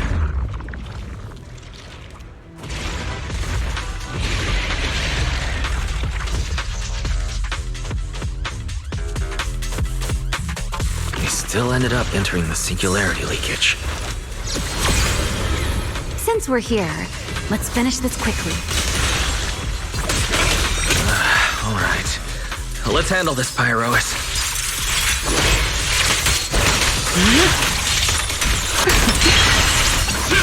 Time to end this. Please step back. Don't get spoiled.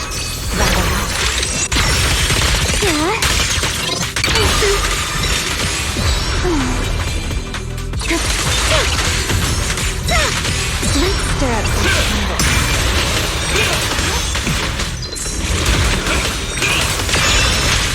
Are you okay? Let's put you by two. Time to end this. Sink into the whirlpool.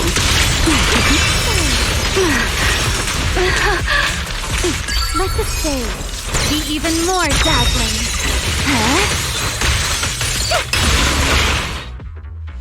All right. The enemies are dealt with. Let's keep moving. After all that, we still ended up entering the singularity leakage. Remiel, didn't we agree? Follow my directions and avoid singularity leakages whenever possible. Sorry. That was my bad. It won't happen again. I'm not like you, Remiel. You were right. When it comes to combat skills, I really haven't improved much. I've mostly just been relying on Pyrois' power. That's why I've been trying to stay away from those dangerous singularity leakages. At the very least, I don't want us getting dragged into a fight where I'd only hold you back. If you ask me, you're being far too hard on yourself, Mr. Proxy. The proxies I've known, well, there haven't been many, but among them, the only ones capable of entering a hollow and fighting in person are you and Joyous. What was it you all ended up calling him again? Ah, right. The predecessor of proxies. I'd love to see the look on his face if he ever heard that title. Look at it this way. You're already enough of a legend to stand shoulder to shoulder with the predecessor of proxies. Does that make you feel a little better? Thanks, Remiel. But putting me on the same level as Mr. Joyous? You're giving me way too much credit. It's not such a stretch. If you ask me, his combat skills may actually be worse than yours. He's your complete opposite. Always convinced he can handle anything. Yet the moment a real fight begins, he's the first one flat on the ground. And you're the sort of person who's already doing well, yet still quietly tells themselves it isn't enough. For a beginner, your combat skills have improved remarkably quickly. I know many of your friends excel in combat, but there's no need to measure yourself against them. Don't forget, you're a proxy. You always have been, and you still are. There are many things only you can do. As for the things you can't do alone, I believe your friends will be right beside you to accomplish them together. Remiel, where did all that come from? And no riddles? Did your chronic riddler syndrome finally clear up? Oh my, I thought you'd at least thank me first. Thank you for dragging us into a singularity leakage? for sharing a bit of old gossip about Joyous, of course. There aren't many people in this world who still remember what happened back then. Remiel. Now that you're feeling a little better, it's time we kept moving. The crime scene you're looking for should be just below us. As for finding a way through the singularity leakage, I'll leave that to you, my stubborn Mr. Proxy. Hey, I'm not the one being difficult here, Remiel. Yes, of course.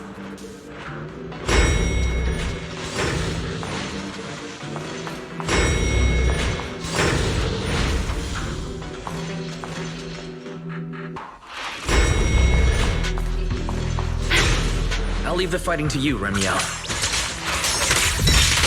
As you say, Mr. Proxy.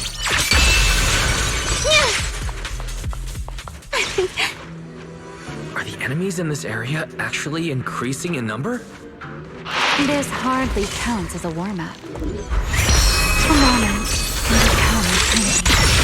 Feels like we're really starting to get in sync, Mr. Proxy. I can still keep up with you.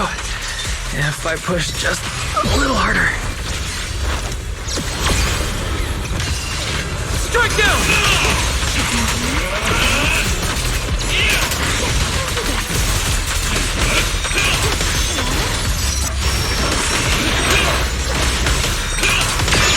Put down the line shall be drawn by me. Sink into the whirlpool. Hear the howling wind. Everlasting flames! Finally, that's over. We should keep going. Your stamina is just short of a passing grade, Mr. Proxy.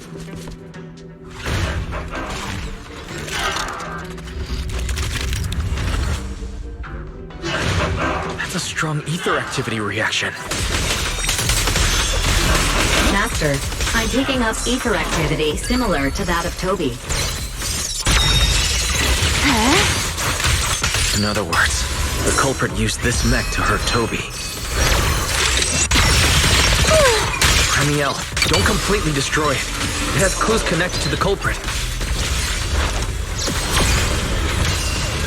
That's asking a great deal. Fine. Understood. Please step back. Don't fret. All will soon be caught.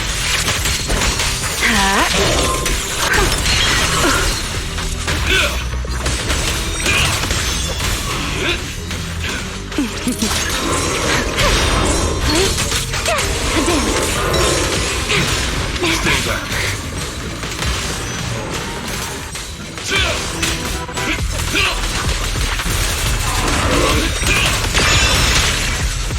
Yep, please step back.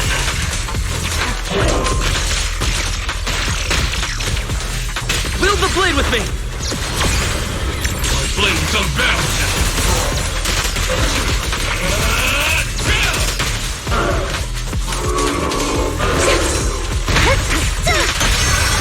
Attack! Don't disappoint me. Try not to move.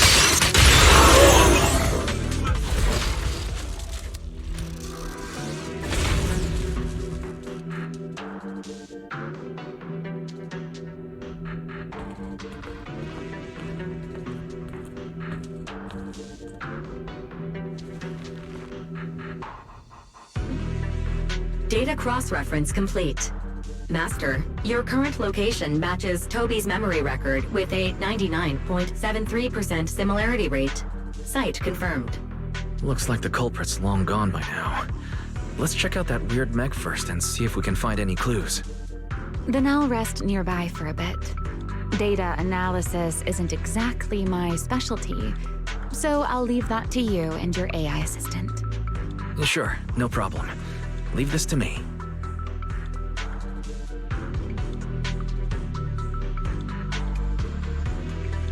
Just as I thought. The culprit used this mech to implant potent ether into the bamboo. And there's something else. I'm seeing traces of a virus inside the bamboo. Was the culprit trying to control them remotely and make them commit crimes? Or maybe... Best be quick, Mr. Proxy. I damaged that mech's ether battery during the fight, so there's no telling when it might explode. Huh? Why didn't you mention that sooner? Wait, what's this? A video? No, it looks like a photo. Huh? How is that possible? He's alive? No, there's no way. He should be... Serpico. How is he here? Huh? That image that flashed by just now, what was it?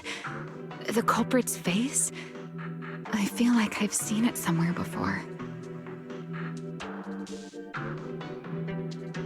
I'm not sure, but... This mech's data is way too corrupted. Barry, can you recover that image from earlier? Understood, Master. Locating anomalous image data. Is it really? No, it can't be him. It's just someone who looks like him. I must be saying things. It's probably because I saw Truvia earlier. That's why Serpico came to mind. I must have mistaken the culprit for him. Yeah, that has to be it. But what if... What if that really is Serpico? You look pale, Mr. Proxy. What happened? If we've gathered enough information, let's head back for now. No need to continue analysis here. The culprit is clearly long gone. Mr. Proxy, Wise? Are you listening? Oh, I'm fine. Just give me a little bit. I want to confirm something.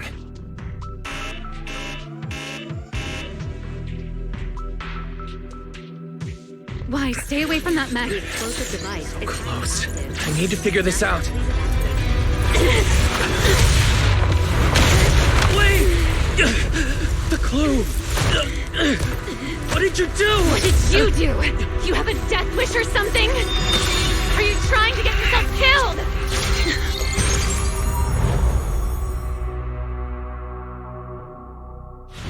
Wait, what is this? I don't recognize these voices or visions. They are the ones who once again defeated the enemy and brought new hope to Eridu. Belly, this commendation ceremony has far too many steps.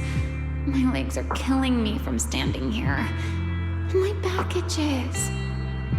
Everyone is watching. Behave. If you're going to be so proper about it, then stop replying. Next, please welcome Colonel Vike and Lieutenant Colonel Dan of the Guard of Staves to the stage for their commendation ceremony. Oh, wait, why are you ahead of me, Belly? Shouldn't this be sorted by surname initials? Why are they using given names instead? Because it's sorted by rank. A colonel comes before a lieutenant colonel. That makes sense, doesn't it? These are Remiel's memories. But why am I seeing them? If I'm not mistaken, the person beside her is also one of the first-generation Void Hunters. A colonel of the Guard of Staves. Belliora Vike. Huh? And this one is... That is all I wish to add regarding the experiment. Professor Archie should have already gone over the rest with you. Relax, Sunbringer. It'll be fine. You and RK have already explained the experiment to us nearly 100 times, each in your own way. Then can you repeat it back to me, Remiel? Don't worry, Sunbringer. I've memorized everything for her. I'll be watching over her during the experiment as well. So, there shouldn't be any problems. What do you mean, shouldn't? Belly, you're supposed to say it'll definitely be fine. The Karma Core sealed within the Void Hunter weapon. At the moment, most of our research remains entirely theoretical. As As for further resonating with it, Professor Archie's experimental plan remains only theoretically feasible. Belliora, Remiel, before the experiment officially begins, you may still back out at any time. No one will hold it against you. What are you talking about, Sunbringer? Of course someone would hold it against me. If I were to back down out of fear and throw away a chance that might let us conquer the Hollows once and for all, my future self would never forgive me for it. Sealed within a Void Hunter weapon. A Karma Core. What is that? I've never heard of it.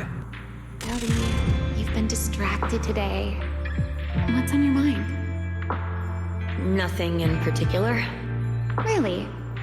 Then does that mean you stepped on my feet 3 times in a row on purpose? Ugh. Come on, don't be so tense. We don't get to dance together every day. Just try to enjoy it, okay? I know what you're thinking, but look at me. I'm not worried at all. Because I know that in tomorrow's experiment, no matter what happens, you'll be right there with me. As you always have. Yeah. Just like always.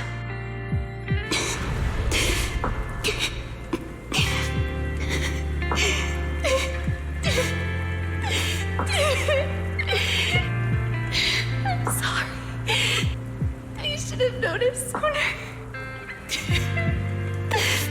Good night, Ellie.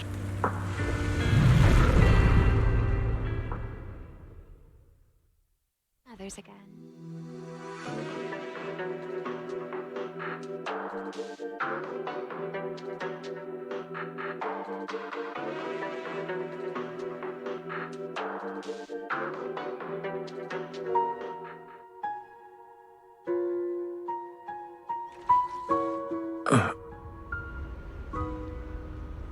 Where am I? You're in someone else's home, sleeping in someone else's bed. Please tell me you don't drool in your sleep. Remiel? Wait, is this the Enna Gang's hideout? Correct. It looks like you're still in good shape. That whole ordeal didn't scramble your brain after all. Tell me, what did you see? Now, don't go quiet on me, Mr. Proxy. Unless, are you perhaps a little too bashful to speak up? Worried you might be mistaken for a peeping Tom? I'll go first then. I saw you, your sister, and those 2 classmates of yours. What were their names again? Truvia and... Sir Pico. Oh, right, Sir Pico. So that's what happened between you all. No wonder you were so shaken. Why? Why were we able to see each other's memories? That is not a question I can answer for you. After all, I have only experienced it twice myself. Twice? Mm-hmm. The previous time was when I retrieved Thaumiel from within you. I was really caught off guard, too. I had no idea what was happening. It felt like a flood of memories that weren't my own poured into my mind all at once. Though it seems you have no recollection of it whatsoever. Maybe you were already on the verge of losing consciousness then, and felt nothing at all. All right. It seems I am the one who'll be mistaken for a voyeur. For the record, I didn't mean to pry. So, can you tell me now? What exactly did you see? I saw you, Colonel Vike, and Lady Sunbringer. You were talking about something called Karma Core. And after that? Not long after that, Belly died. I killed her with my own hands. Remiel. I'm sorry, Wise. I know I was the one who brought this up, but I'd rather not talk about it anymore. It's getting late. You should head back to Amber Hall.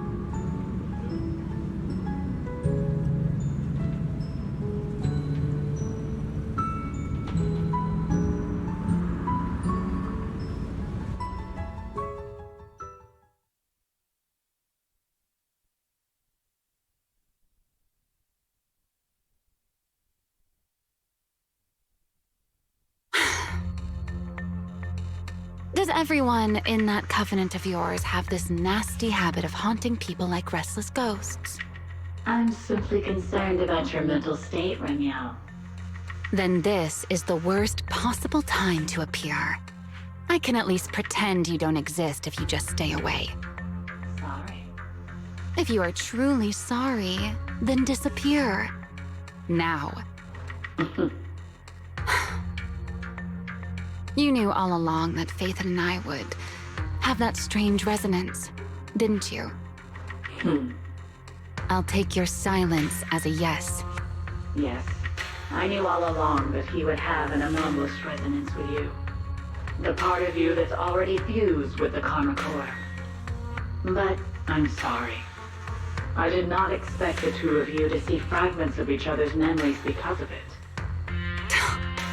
Fine. Since you are being so sincere, I will forgive you this once. So, why did you show up this time? Surely you didn't come all this way just to apologize. After your previous encounter with Eldrada, I'm sure you realize what the three Sunbringers of Rose Califer truly are. Perhaps. I'm not drawing any conclusions here, but I have a fairly good guess. Sunbringer. She always did have a habit of taking things too far. What's your plan then? My plan? Well, how about a short summer vacation here in Rose Califer for now? Ramiel, I hate to remind you again, but time is running out. Though, to be honest, I don't think you need to be in such a hurry. I know that storm you foresaw better than you ever will. And I also know when it will arrive. And before it's finally here, let me rest a while longer. In this city in the sky, opportunities like this don't come often, so I just want to take one more good look at the ideal city my old friend poured her life's work into building. And at the final gift she left for this world.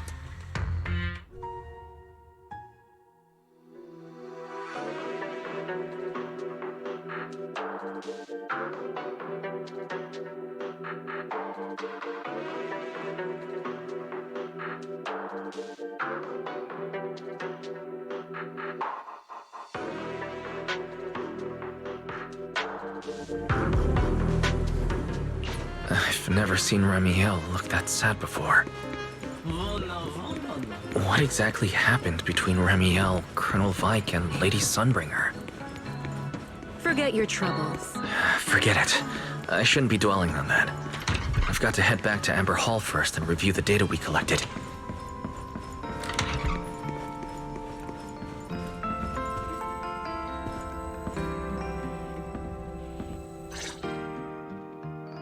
Wise, you're finally back! Huh? Belle, what's wrong? Why do you look so tense? How could I not be? You suddenly lost contact with Fairy down at the bottom of the Retroflux zone. If Ramiel hadn't used your phone to let me know you were safe, I was about to grab Billy and Cecilia and come looking for you.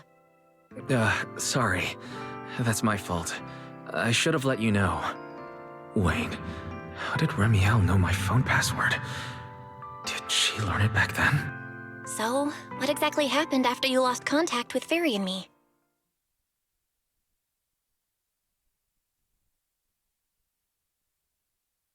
You shared each other's memories. Can our ocular implants really do that? I don't know. Nothing like this has ever happened before. But Ramiel said she saw something similar when she pulled Thaumiel out of me. I think Thaumiel and my ocular implants must have had some kind of weird reaction or a resonance. True. Both times Thaumiel was there. But you spent quite some time with Ramiel before, and nothing like that happened, right? Yeah, that's true. I feel like there has to be something else besides the ocular implants and Thaumiel. How about we go ask Lady Dracaena the night after tomorrow? She's overseeing our treatment, so she may know more about this. The night after tomorrow? Why then? Lady Dracaena will be hosting a welcome banquet for the guests at the CCD reception hall. We received invitations as well. Lady Draceena's hosting it herself? Does that mean the CCD's singularity leakage issue has already been resolved? Most likely. Otherwise, she wouldn't have scheduled it.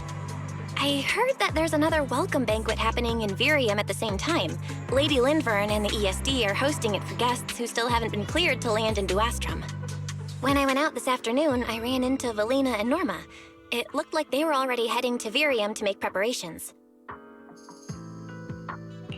So there are still guests stuck in Virium. Do you think that person who looked like Sir Pico could really have been... No, Wise. There's no way that was Sir Pico. You know he already... Yeah. Wise, I get it. Seeing Truvia again was bound to bring back a lot of memories. But that's all in the past now. Sir Pico, Helios Academy, they're gone. Hey, Belle, why do you look even more upset than I do? Anyway, let's leave the past where it belongs for the night. We should both get some sleep. We worked hard to get our schedule back on track. You wouldn't want to ruin it now. Yeah, you too. Don't stay up late. And no scrolling under the covers. I'll be keeping an eye on you.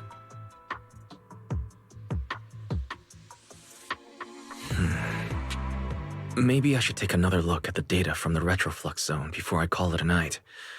If I'm lucky, I might find something that tells me who the culprit really is.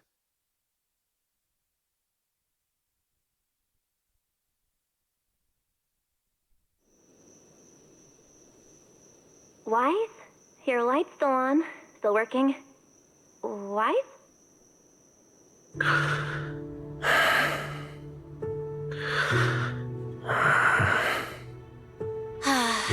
I told him to go to bed early, and here we are.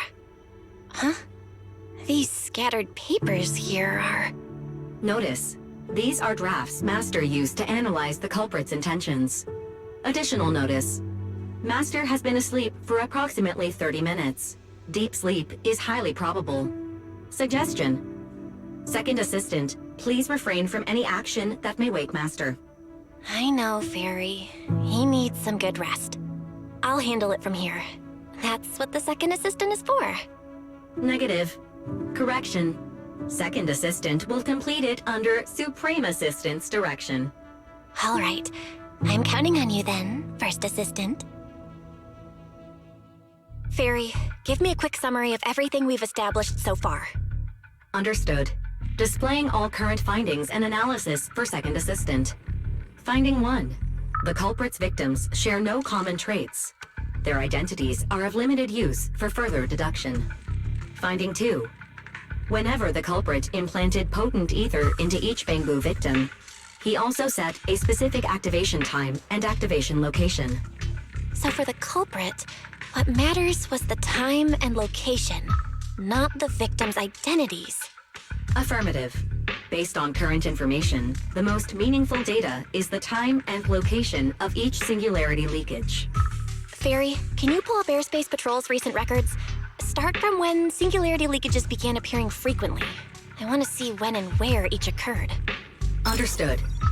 Accessing Airspace Patrol's internal network. Wait, Fairy, why are you hacking into Airspace Patrol's intranet? How do we even explain this if they catch us? Just stick to the public records? Too late, Second Assistant. Intrusion and search processes complete. A complete schematic has been generated for Second Assistant, with all singularity leakage times and locations marked. So these circles mark where each singularity leakage appeared, right? The energy hub, the retroflux zone, the CCD...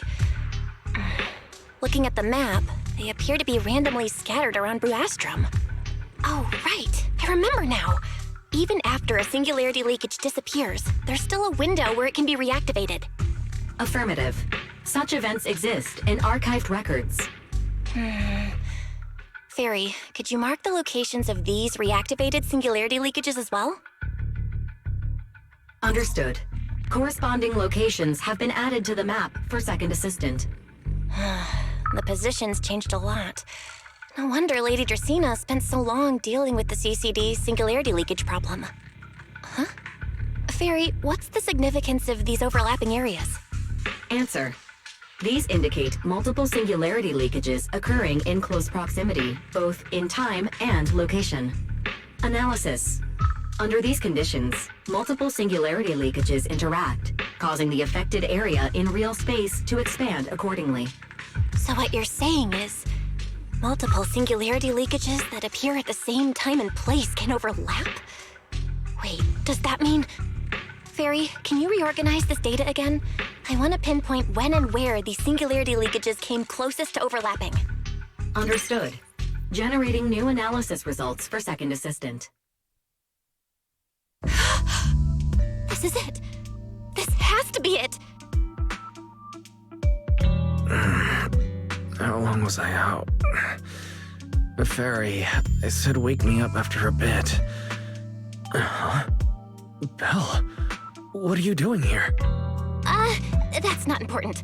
Look at this. Fairy and I found out why the culprit is creating these singularity leakages. What is this? This is the location of the singularity leakage the culprit created last week, 3 days after we rescued Toby. Each of these singularity leakages overlaps with the others, and the affected area stretches from the edge of Scommel Hollow all the way to Buastrom's main urban district.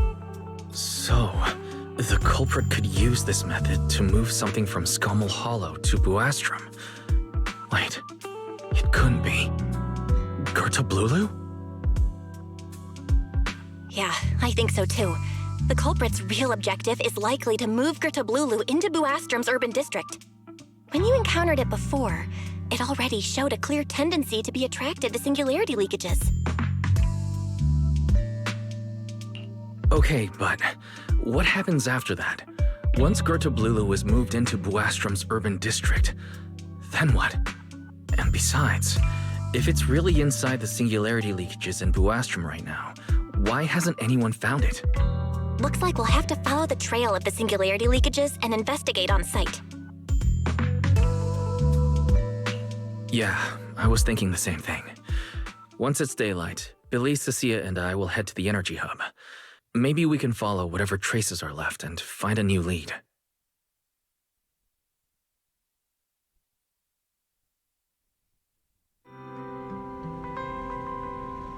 I slept pretty badly last night. Oh well.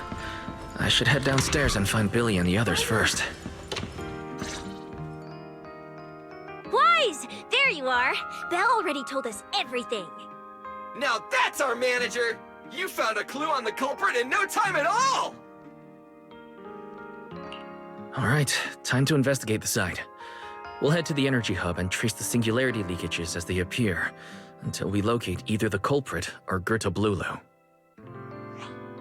Right. Fairy and I will stay here and back you up remotely, just like before.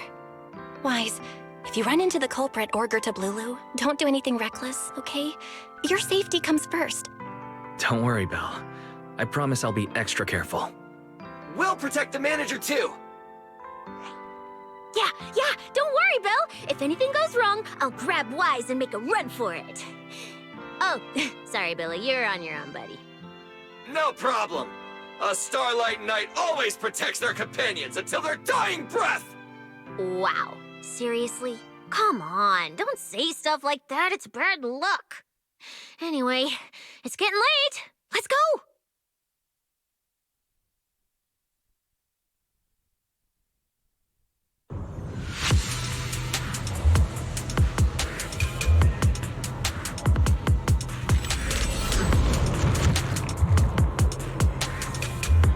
Wise, we're here. Stay sharp, and if things go south, just run. Huh? Where are we? Did we end up back in Buastrom? It looks like... an office? This place feels really familiar. Wait, isn't this Lady Dracena's office?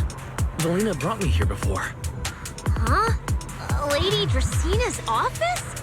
So Gertrude Lulu came all the way here just to walk straight into a trap? But Lady Dracaena never mentioned anything like that. Strange. We expected the trail of singularity leakages to lead into Buastrum, but why would it end at Lady Dracena's office? Hmm? Wait! Footsteps outside! Hide! Now!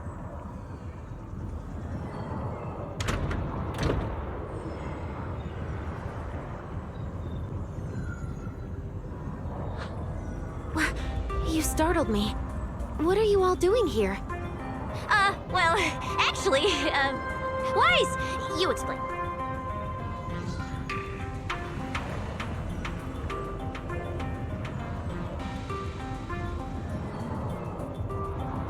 I see. A path formed by singularity leakages? I really hadn't considered that possibility before. If your speculation is correct, then Gertrude Lulu is most likely hiding among the singularity leakages in Buastrum right now. And if that's the case, then it all makes sense.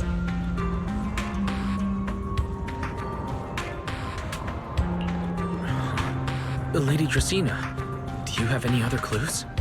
Well, you see, a few nights ago, a small singularity leakage appeared near my office. Considering that, together with your deductions, the target of both the culprit and Gertrude Lulu is most likely... Wise, could I ask these two to step outside for a moment? After all, their identities... It's all right, Lady Dracaena. We're all friends here. It shouldn't be an issue. I understand, but this concerns Rose Califer's highest level secrets. The fewer people who know, the better. Especially considering who these two are. A new Eridu public security officer and, an unemployed freeloader. An unemployed freeloader is a little harsh, Lady Dracaena. Oh, I get it. It's the kind of top secret stuff where knowing too much means trouble, right? Maybe even getting silenced permanently. Yeah, more or less.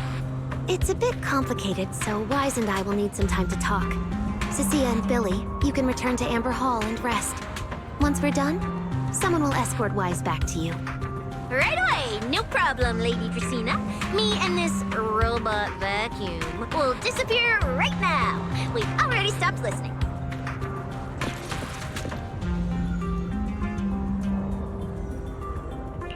Something feels off. Why am I treated differently from Cecilia and Billy? Is it something about my identity? Why would Lady Dracaena send them away like that? Should I call them back here? What is it, Wise? Something on your mind? It's nothing, Lady Dracaena. Come here, Wise. I'll tell you what happened that night. That night, I had just returned to my office when I sensed an unusually strong ether presence in the air. The source seems to be somewhere around here. Now that you mention it, there still is a faint trace of ether in this room. Aside from the residual ether, these documents were scattered across the floor at the time. Lady Dracaena, are these documents connected to the incident? Compare them with what you have found.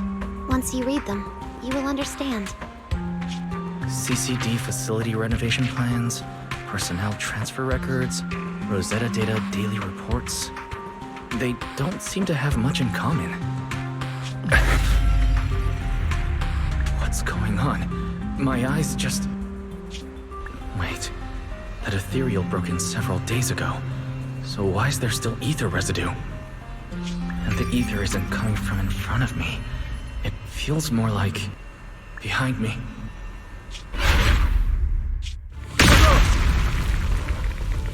I knew it. You're not Lady Dracaena. What exactly are you? Lady Dracaena. I'm Truvia from High Ambitions Corp. I'm here for our appointment. Truvia, run! Huh? Truvia. No. Move, now.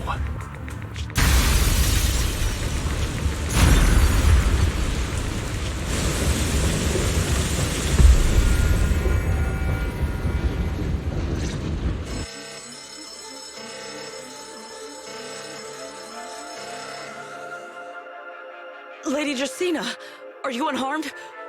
We received word that something inside the CCD... Is that... Miss Truvia? How did this... Sigrid? Oh, thank goodness, just in time. Hurry, help me stop the bleeding. Yes, Lady Dracaena. This is my fault. I shouldn't have left her here alone with Wise. Wise? Lady Dracaena, forgive my boldness, but do you mean Mr. Wise gravely wounded Miss Truvia? Yes, that's what happened. What I mean is, I never realized there was such a deep animosity between Wise and Truvia. But I believe Wise must have acted on impulse. He would never do this otherwise. In any case, our first priority is to find Wise and get to the bottom of this. He just fled. Lindvern isn't here, so can I count on you to handle this, Sigrid? Sigrid, is something troubling you? My apologies, Lady Dracaena. I will find Wise at once and bring him back to you. Good. I'll leave that to you, Sigrid.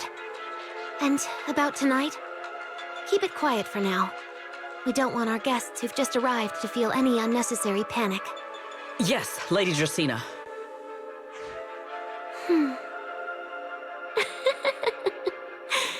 Go, Sigrid. Go fulfill your duty. Find him, arrest him, and then bring him back to me.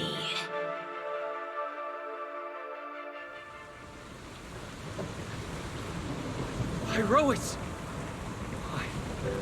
Why did you pull me away?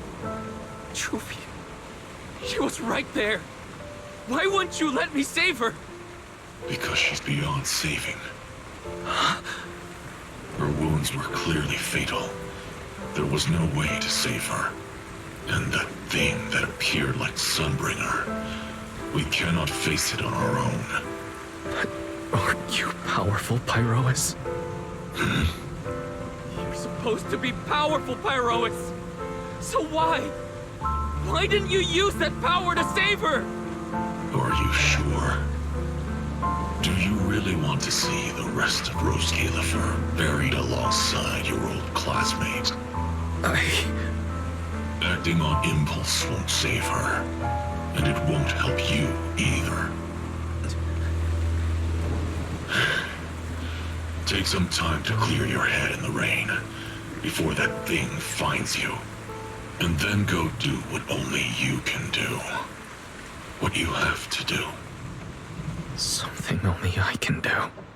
But right now, I can't do anything.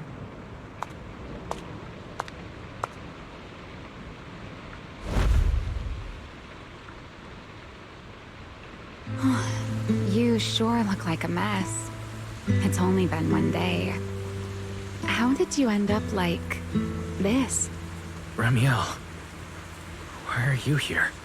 The airspace patrol alarms have been going off non-stop, so I had to check, didn't I? They could be looking for their fugitive.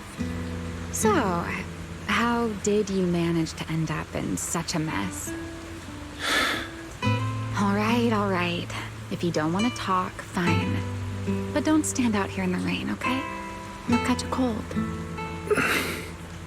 And if you don't want to go home... Oh, right. Amber Hall's already surrounded by the airspace patrol. Going back now would be walking straight into a trap. In that case, why not come to my place for a while? At least I can give you somewhere to sleep. If you don't answer, then I'll take your silence as a yes.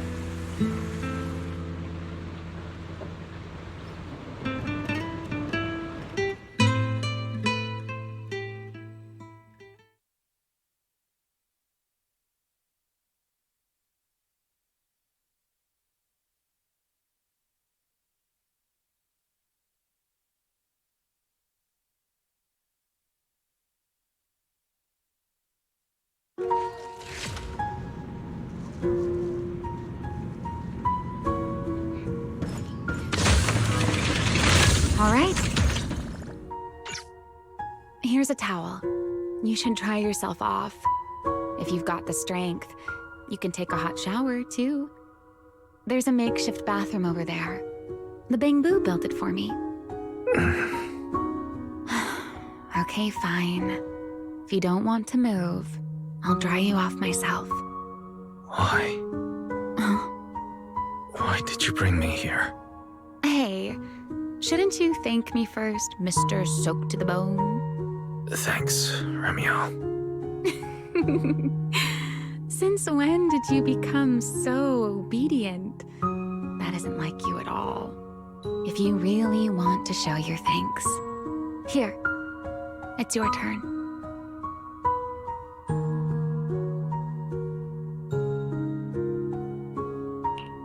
My turn? To do what? Your turn to dry my wings for me, of course. There are spots I can't reach on my own. Hey, what's with that look? I've already dried you off. Now it's your turn to return the favor. All right.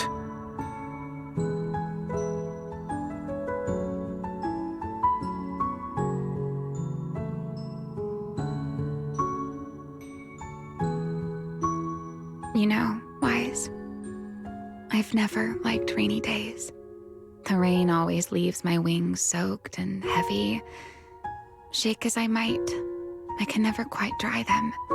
The same goes for taking a shower, though at least I can manage to keep my wings from getting too wet. Wet wings must feel really uncomfortable, huh? Yes, honestly, it's miserable and such a hassle to manage. A hairdryer is useless. Too hot and I start shedding. Too cold and I catch a chill. But I can't just wait for them to air dry. It takes forever, and I'm way too impatient for that. Besides, it leaves this strange smell that I can never wash out. So, the best solution is a slow towel dry like this. But with wings this large, there are always spots I can't reach. Before, if I got caught in the rain, I'd sneak onto Belly's bed and roll around, drying my wings on her sheets. Huh? Wait, why would you crawl into someone else's bed? Wouldn't that make her upset? It was fine as long as I didn't get caught. Though, of course, whenever Belly did notice me, she was absolutely furious. And no matter how angry she was, in the end, she'd always do just what you're doing now. Slowly drying the spots that were still damp. Wise, do you know what New Eridu's records say about what became of Belly and me? I remember something about an operation called the Day of Silence. You and Colonel Vike were involved in an accident, and then both died in the line of duty. Yes, died in the line of duty. Such a noble, dignified phrase. Though, in a sense, it isn't entirely wrong. After all, for us Void Hunters, our first and only duty was to suppress the Karma Core inside our weapons. The Karma Core inside the Void Hunter's weapons? That's right. Remember the Enchainer I mentioned before? What truly sets them apart from ordinary ethereals is a special core known as a Karma Core, found only within an Enchainer. According to RK, a Karma Core differs from an ordinary ether core. It doesn't form naturally. It is something made directly by the Creator. The Creator made the Karma Cores, a power capable of rewriting the laws within Hollows, and used them as the cores to create the Enchainers of the Great Hollows. That's the gist of it, at least.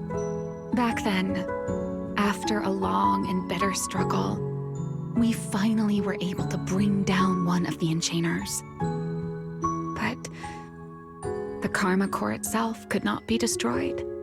RK and Sunbringer, they wanted to eliminate the threat posed by the Karma Core once and for all, while allowing humanity to harness the power within it.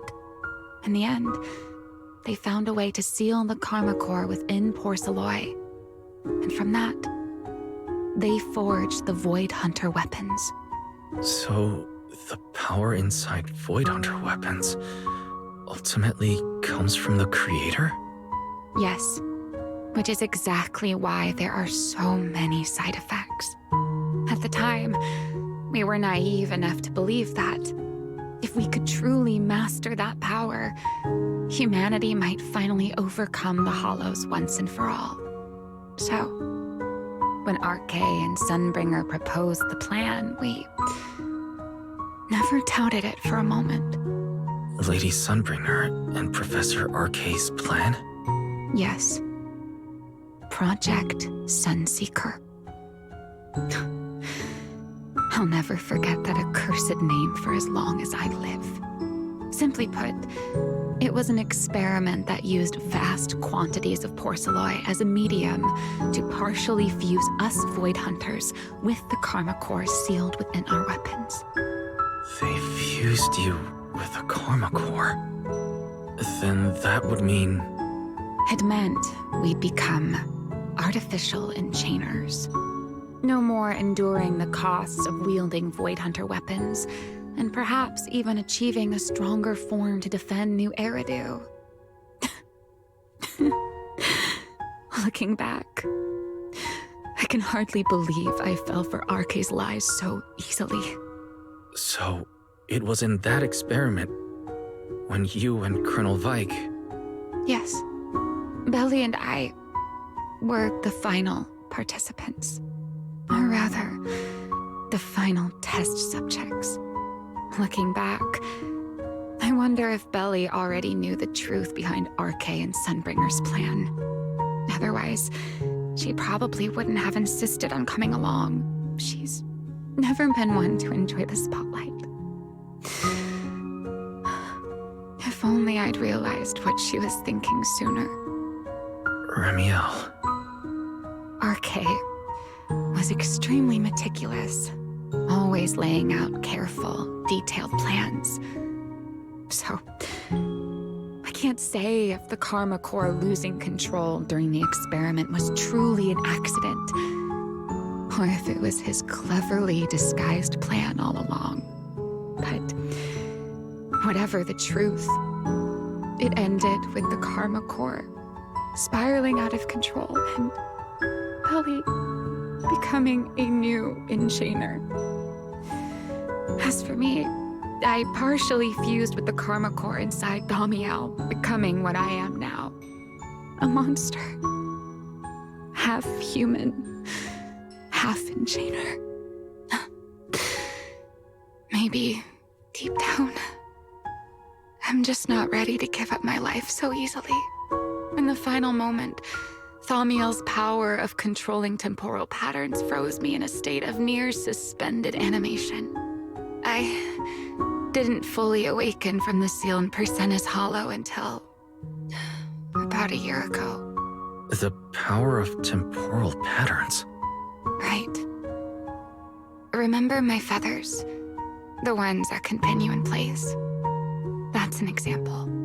The Karma Core sealed within Thaumiel holds the power to halt the flow of time. And because I partially fused with the Karma Core, even without Thaumiel, I can replicate a similar effect on a smaller scale. But that little bit of power isn't nearly enough to take on those 3 Sunbringers. That's why I had to reclaim Thaumiel. Even if it accelerates my path to becoming an enchainer, I still have to...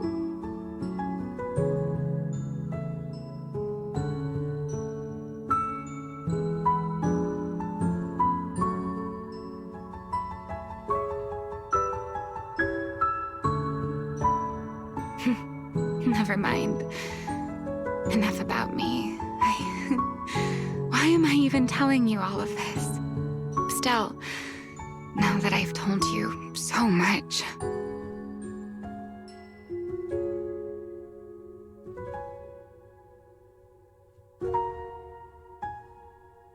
It's your turn. Huh? My turn again? For what exactly? To tell me your story, of course. Let's call it another round of our little Q&A game.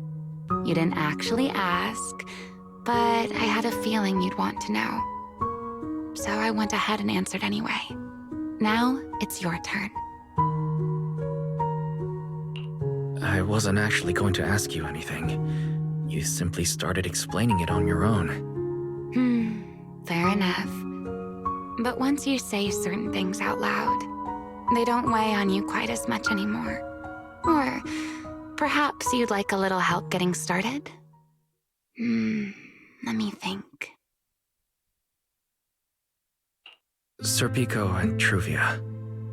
They transferred to Helios not long after Belle and I started there. They came from a prominent background. They were the adopted children of Mosient, the head of High Ambitions Corp. They were exceptional students as well, so it didn't take long for them to become some of the Academy's most talked about students. We were all studying under Miss Carroll at the time, and before long, we became close friends. Back then, we all had ambitious plans for the future, understanding the Hollows, perhaps even conquering the 6 Great Hollows. In our teacher's words, we were meant to seize the sun called Helios.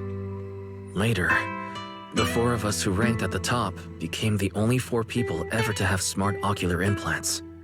Then, during a performance test for the implants, I lost control. Serpico. He died because of me.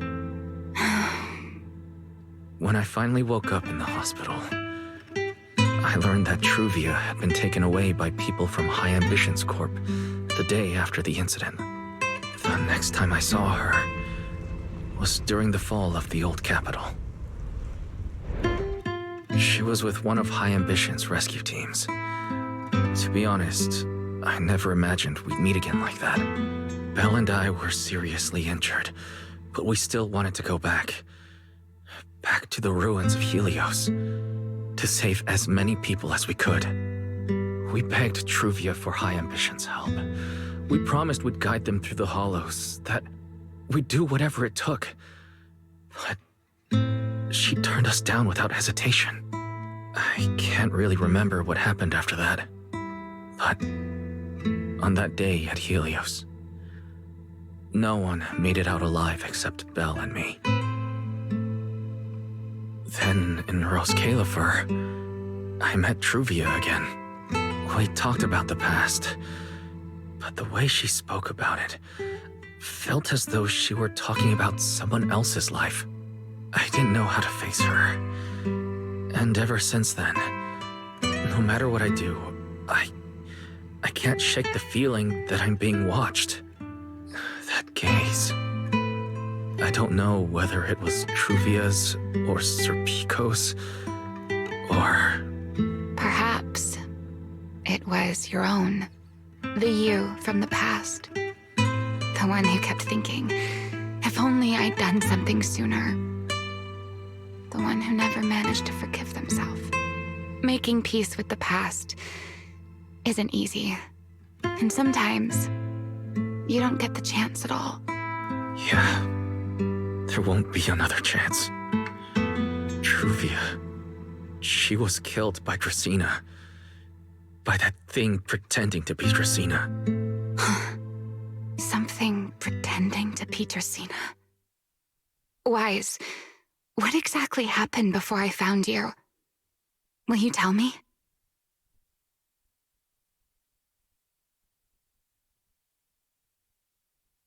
I see. So that means Dracena, the youngest of the Sunbringers, had already... No. Judging from the timeline and the outcome, perhaps not yet.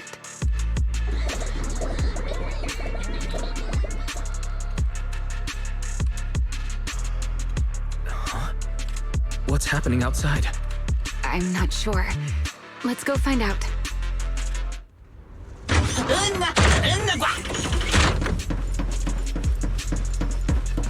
Forgive me, but I cannot obey.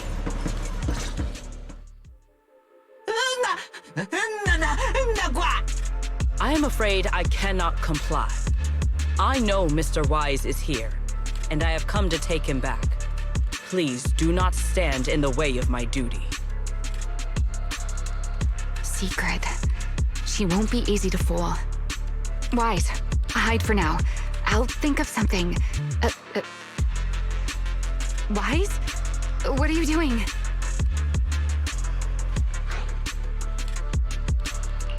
Sigrid, there's no need to pressure them.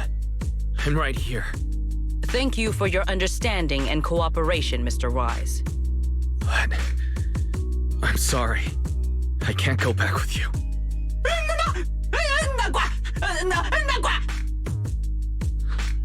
Well, since Wise has already stepped out into the open, I suppose there's little point in my remaining hidden. This would be our first proper face-to-face meeting, would it not, Deputy Director of Airspace Patrol? Remiel. Now that is an unexpected development. Mr. Wise, Lady Dracaena has ordered a search for you. But our only aim is to uncover the truth of what happened inside the CCD. So please, come back with me. As for this fugitive wanted for the attempted assassination of Lady Eldrada... Just so we're clear, if you decide to make a move here, you'll be the only one who dies. How can you be so sure before you actually try? I don't mind getting my hands dirty. I am a fugitive after all. Hardly a saint to begin with. But are you really willing to die like this? As a puppet controlled by that monster without ever learning the truth? Then speak plainly. I have no patience for riddles. Very well. You really do take all the fun out of it, don't you? Then I'll tell you outright. The Sunbringer inside the CCD was Gerta Blulu in disguise. What did you say? Huh? I expected that reaction from Sigrid, but you too, Wise? I thought you'd figured it out already. That's quite a leap. I know that definitely wasn't Lady Dracaena, but... Gerta Blulu? How is that even possible? That is quite a story you've come up with, Remiel. Oh? I was expecting something more along the lines of, "How dare you slander Lady Dracaena?" followed by you charging straight at me with your spear. I was quite prepared for that. Or could it be you've suspected all along that the Sunbringer at the CCD might not be the real one? What makes you so certain that it was Gerta Blulu? Intuition, perhaps? Of course, there was also my trust in Wise, and a little reasoning. According to Wise's account, they followed the trail of singularity leakage through the energy hub, yet somehow ended up in Dracena's office. Then the false Dracaena showed up, sent Billy and Cecilia away, began mutating into an ethereal, and attempted to silence Wise for good. That's when Truvia arrived. She saw through the imposter's disguise too, and became her first target. After that, Sigrid, Dracaena ordered you to bring Wise back to the CCD and uncover the truth. Have I got that right? Yeah. Sigrid, I understand why you'd find it hard to believe, but this is what I saw with my own eyes. I did receive orders from Lady Dracaena. But what does that prove? Let's put it this way, Sigrid. Before you arrived, based solely on Wise's description, I assumed Lady Dracena's karma core had gone out of control and turned her into an enchainer. But from what we've seen before, if that were the case, there is no way she could have retained her human consciousness, much less continued issuing orders to you. With that possibility ruled out, and considering Wise's discovery of the singularity leakages, along with the recent appearance of multiple enchainer larvae, it is entirely possible that either Gertablulu or Bashmu entered the CCD through the singularity leakage, and, through the karma core, became partially fused with Dracaena. How could that even be possible? It seems you have at least a basic understanding of enchainers and karma cores. Good. That saves me a fair bit of explanation. I can't say how Sunbringer managed it, but the most likely explanation is that she divided her karma core into 3 parts and entrusted them to the 3 ladies we see today. That would also explain why Gertablulu and Bashmu appeared at roughly the same time. Then again, there may be a 3rd enchainer larva out there that we simply haven't discovered yet. As for why I don't think it was Bashmu, well, that's the easy part. Bashmu is enormous. Had it appeared in Buastrum, it couldn't possibly have gone unnoticed. So, either it was Gertablulu or a 3rd enchainer larva we haven't discovered yet. It attacked Lady Dracaena, and it succeeded. Just not completely. Otherwise, there would have been no reason to keep impersonating her. If I had to compare it to something, it would be like, 2 people fighting over the same controller. Draceena's consciousness and Gertablulu's consciousness coexist in the same body, competing for control of both the body and the karma core. Judging by the current situation, it seems Gertablulu has the upper hand. That is still nothing more than speculation. And if Mr. Wise deceived you, then none of your conclusions would hold. It's true. I have no way of proving that I wasn't lying. It's all right, Wise. I believe you. And I believe everything you've told me. Remember the rules of our little Q&A game. You don't have to tell the whole truth, but no one is allowed to lie. And besides, Sigrid, you've heard us out this much already. I'd say that means there's still room for us to talk. Wouldn't you agree? What is it you want to talk about? Why, how to get that poor little Sunbringer out of her current predicament, of course. So, interested? There's too many eyes out here. We should speak inside. The retroflux zone. I never expected the Airspace Patrol surveillance network to have such a glaring blind spot. Would you call it that? Before all this, I wouldn't have believed anyone would willingly live in the sewers with a whole colony of Bangbu either. I was pretty shocked when I first got here too. All right, let's save the small talk for later. Let's discuss how we're going to deal with Gertablulu. Or rather, what to do about Dracaena. First of all, the enemy has already taken control of the CCD. That effectively gives it access to Roskalifer's communications network as well. In other words, we can't communicate with anyone through electronic means right now. If we do, it'll notice us almost immediately. Lady Dracaena did give orders to keep a close watch on any unusual communication signals within the island. See? The enemy is already starting to show the cloven hoof. No offense to horse tyrants, of course. Go on. Dealing with it wouldn't actually be difficult. The real problem is how to do it quietly. Even I can't be sure I could bring it down in a single strike. None of us knows how deeply it has fused with the Karma Core. If we act rashly, worst case, everyone in Roskalifer ends up witnessing Lady Dracaena turn into an ethereal. And by then, even if we manage to save Dracaena, to Roskalifer, all we've really done is save a monster that could turn into an ethereal at any moment. I never thought you cared about Roskalifer's order and stability.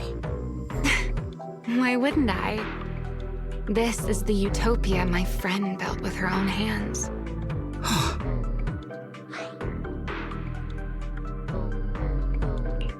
Remiel's right. We need a way to keep the imposter contained without drawing any attention. Sneaking back into the CCD again probably won't work. Even if Sigrid helped us and cleared out all the guards, the imposter would notice the moment she did anything out of the ordinary. Unless we could somehow lure the imposter out of the CCD and into somewhere isolated. Somewhere no one would notice. Wait. Remiel, Sigrid, I know how we can deal with the imposter without drawing anyone's attention. Oh? Please, go on. Tomorrow evening, the CCD will be holding a welcoming banquet for the island's guests in its reception hall. Lady Dracaena is scheduled to host it herself, which means she'll have to appear in person. That does sound promising. We could go in as guests instead of forcing our way into the CCD. That would save us a great deal of trouble. But, Mr. Wise, with so many guests around, how do you plan to stay unnoticed? What if a singularity leakage were to appear at the exact moment the imposter makes an appearance? Or rather, a passage formed by multiple singularity leakages. That's how it was transferred to Buastrom in the first place. So naturally, we can use the same method to send it back. And if there are no airspace patrol soldiers near the hollow at the time, then it shouldn't attract any attention, right? I am starting to lose track of what you mean, Mr. Wise. How are you going to make a singularity leakage appear in the CCD reception hall at that exact time? Yesterday, Remiel and I found the culprit's crime scene at the bottom of the retroflux zone. We also figured out how those singularity leakages are being created. I think I can make something similar. As long as we keep it under control, nobody at the banquet should be in any danger. Fighting fire with fire, are we? Yeah. As long as we have stable hollow observation data to run the calculations. Oh, wait. No. I don't have the HDD with me. And I can't contact Belle or Ferry either. So, how am I supposed to get stable hollow observation data? Uh-oh. That look on your face tells me something's wrong, Wise.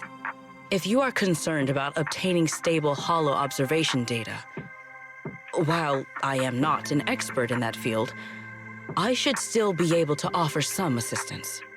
There is a derelict area known as Rosewick within the Scommel Hollow.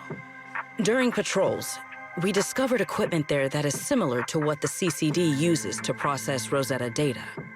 However, due to their excessive size, they were left abandoned on site and never retrieved. If the equipment is still operational, we should be able to make use of it. But without data boot to handle the calculations, that would probably take... Oh, the Enna Gang's Bangbu. Most of the Enna Gang's Bangbu used to be CCD data boo. If they're willing to help us. Don't you remember, Wise? In their eyes, those 3 Sunbringers are all imposters. Anyway, leave this to me. At the very least, Prophet Boo should be willing to do me this favor. That leaves one final question. How are we supposed to get into Scommel Hollow without tipping off the imposter?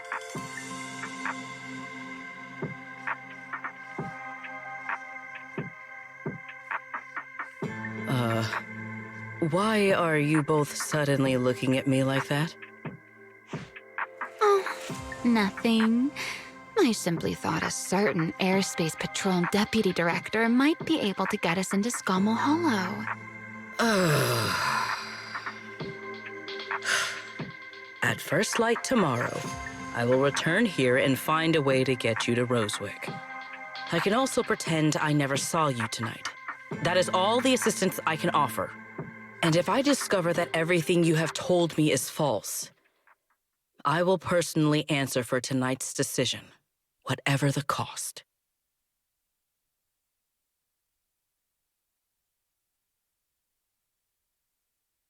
Before I leave, there is one final matter I would like to confirm with you, Remiel. Mm-hmm. You once attempted to assassinate Lady Eldrada. Why, then, are you going to such lengths to save Lady Dracaena? Because None of them are the Sunbringer I'm looking for. To me, they're no different from this city in the sky. They're all gifts Sunbringer left behind for the world. I simply don't want to stand by and watch the things my friend cherished be destroyed by monsters from who knows where.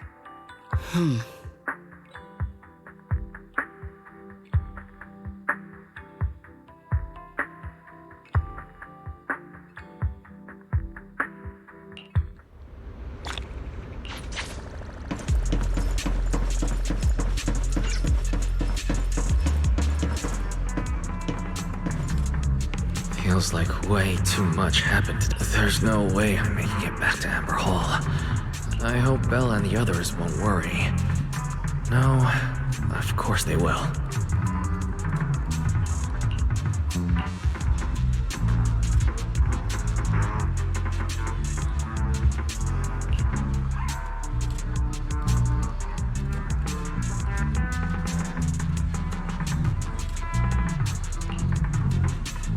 Oh, Sigrid's here so early. I'd better go take a look. Good morning. I have secured a carriage for the Rosewick area. As promised, I will escort you there. How do you intend to get us there? Surely not under the pretense of transporting newly captured fugitives. Of course not. I brought this. That hesitation was very telling. She really did consider taking us there as prisoners. So, what's inside? Costumes and props. They should allow you to accompany me openly into Scommel Hollow. I see. Airspace patrol uniforms. Not a bad idea. Right. If we're disguised as airspace patrol soldiers and accompany you in the Hollow, this should work. Thank you, Sigrid. Yes. That is the plan. In any case, please hurry and change. Time is short. We must depart as soon as possible.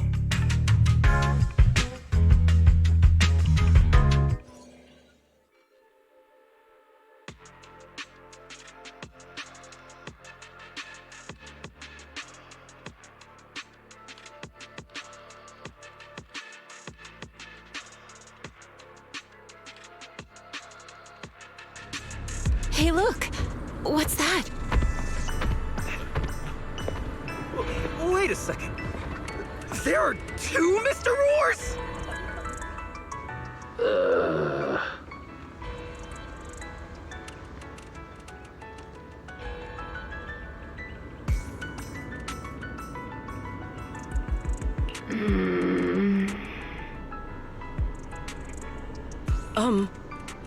Is something the matter? Why have you fallen silent? It's, not just the size. Though the size is certainly part of the problem. Sigrid, are you serious? You expect this to fool the airspace patrol? Yes. I believe it should serve well enough. No. No. There's no serving here. The deputy director of the airspace patrol traveling with Mr. Remiel, calm down. I'm sure Sigrid has her reasons for this.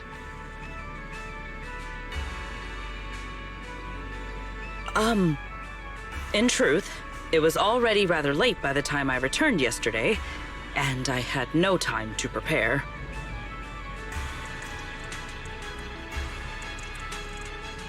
As luck would have it, one of our squad members found a Mr. Roar mascot suit near Beckford Street during yesterday's routine patrol, so I brought it with me.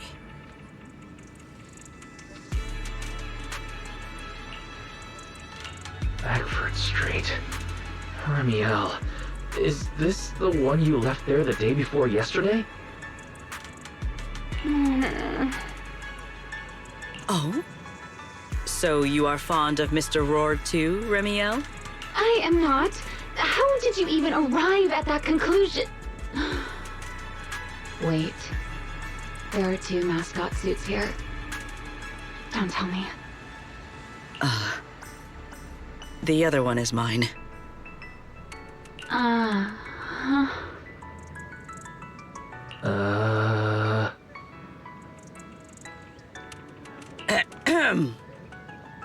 In any case, once we end... Understood, Deputy Director Sigrid. From now on, we're the Roar twins. Rawr! You seem rather pleased with yourself. Stay in character, Remiel. Every sentence Mr. Roar says must end with "rawr." Understood, Deputy Director Sigrid. Roar! Very well. Since you are both prepared, let us move out.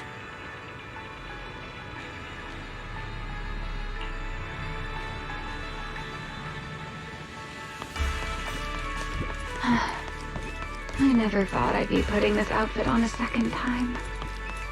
Looked to me like you were enjoying yourself last time. You two. Do Good not morning, forget to add Lady Sigrid. Up to and the about end of your early sentences. as always, huh? They are? Mr. Roar.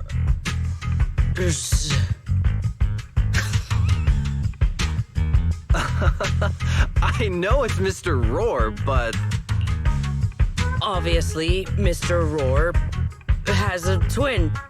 Huh. Since when did that become part of his backstory? I've never heard of that before. Did you really think Rose Califer's massive pancake demand could be handled by a single Mr. Roar? Mr. Roars, please tell my subordinate the truth. I'm the Mr. Roar who works on Mondays, Wednesdays, Fridays, and Sundays. Rawr! I'm the Mr. Roar for the Tuesday, Thursday, and Saturday shifts. Rawr! That signature catchphrase. Yeah, that's definitely Mr. Roar. Wait, no, that's not the point here. Lady Sigrid, why have you brought Mr. Roars out here? For pancakes? Huh. Pancakes. Is that some kind of mission code name? Oh no, he's definitely suspicious. And why pancakes? Who would bring Mr. Roar into the Hollow just for pancakes? I can't believe I actually went along with this absurd disguise plan. I get it now, Lady Sigrid! Huh? The pancake ingredients were lost in the Hollow, weren't they? That's why you rushed 2 Mr. Roars in to help search for them. I understand completely! Rose Califer needs pancakes just as much as Airspace Patrol needs you and Lady Linburn! What is this guy even talking about? How did he get from pancakes to that? Affirmative. That is correct. No. That is definitely not what he meant. That pause was way too obvious. Oh, I understand everything now! Lady Sigrid, please, wait a moment. I'll let you and the 2 Mr. Roars through right away. I don't want to think about how any of this makes sense anymore. Rawr! Agreed. My head hurts too. I'm starting to think a second brain might be necessary. Rawr. The route is ready. We may depart whenever you are prepared.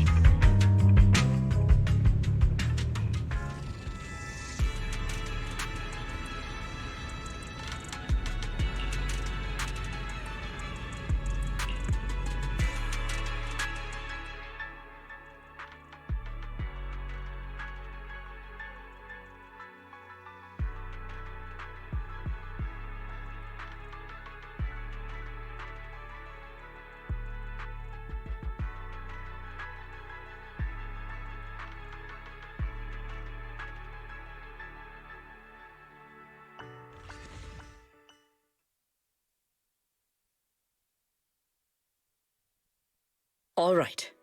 From here on, there is no need to worry about being spotted by my subordinates. There are no scheduled patrols in Rosewick today. What are you two doing?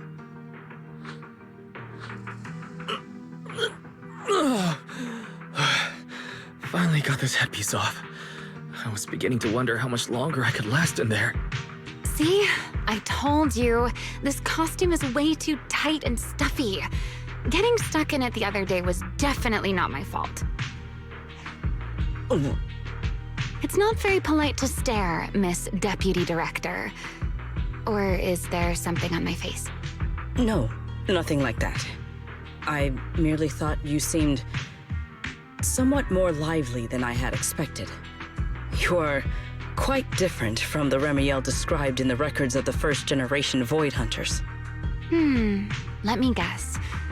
In those records, we all come across as rather stern and proper, don't we? Well, I suppose that can't be helped. We were Void Hunters, after all. We had to look the part, especially the sort of Void Hunter people expected to see. The head of the Hoshimi family gets lost at the drop of a hat. Sunbringer is a bit socially awkward. And Joyous spends every other day nursing a hangover. You wouldn't expect any of that to make it into the official records, would you? Indeed. But that was who they really were. Nothing like the people described in those records.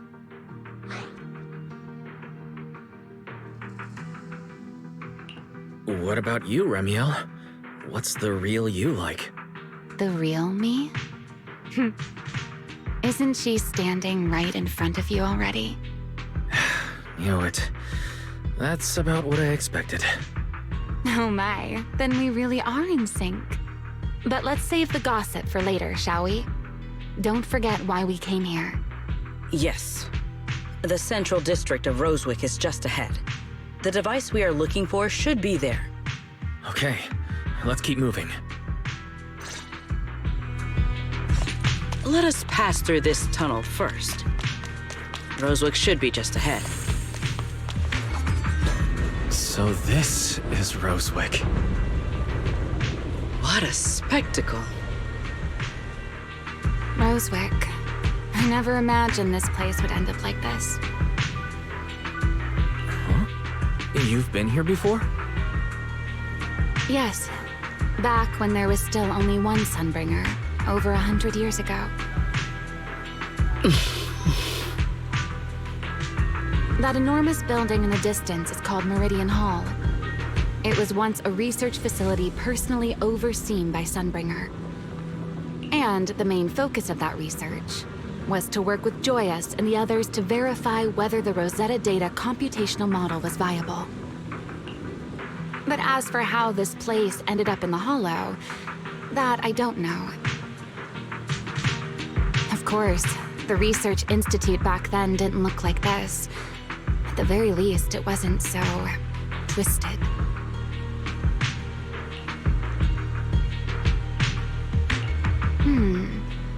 It should be fine. Many of the facilities inside Meridian Hall were made of porcelain, so they should be pretty ether-resistant. As for the spatial structure, we'll have to rely on the back door that Sunbringer left behind.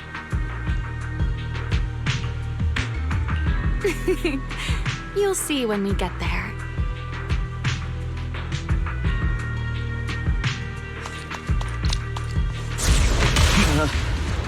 Mr. Wise?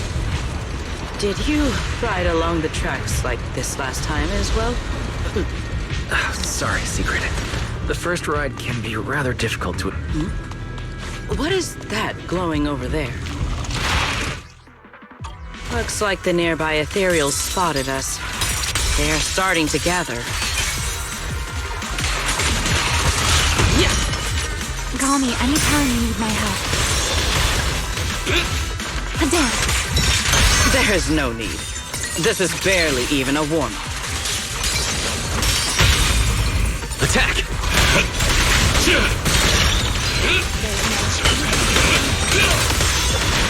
My spear stands for blitz.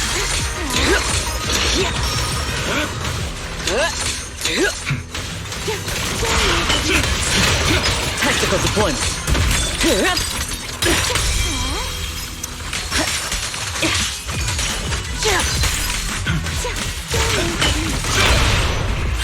What am I gonna do with you? You're cornered! Dealt with, for now. This object bears a strong resemblance to certain devices within the CCD. Yes, both are Sunbringer's creations after all. I'm surprised this key hasn't been affected by the spatial distortions. It remains... It's the key to Meridian Hall, the back door that Sunbringer left. This is a key, you say? But where is the door? For that, aside from Meridian Hall, most of the buildings here were residences and other facilities prepared for the researchers who worked here. In other words, even if they were swallowed by the Hollow, it wouldn't matter. There was nothing important inside them to begin with. But Meridian Hall is different. The prototype used to verify Rosetta data is stored inside. Sunbringer, she always believed these instruments might still serve a purpose someday. So she designed a dedicated emergency restoration system for the entirety of Meridian Hall. That's the back door I mentioned. Once activated, it will rapidly restore the space both inside and outside to the default state recorded when the device was configured, allowing people to enter and leave. Hold your horses there, my impatient friend. Let me finish first. There's actually two parts to this key, and we need both to enter. Back then, Sunbringer gave each of us Void Hunters a copy of the key, just in case the unexpected happened. But, you know me. I thought it was quite troublesome, so, well, I simply hid both pieces of the key she gave me somewhere nearby. I mean, people hide spare keys under doormats or in flower pots all the time, right? At least it worked out, right? If I had taken it with me back then, we'd be at a loss now. As for the other part of the key, if memory serves, I hid it somewhere rather high up, I think. It was over 100 years ago. Surely it's natural for me to have forgotten.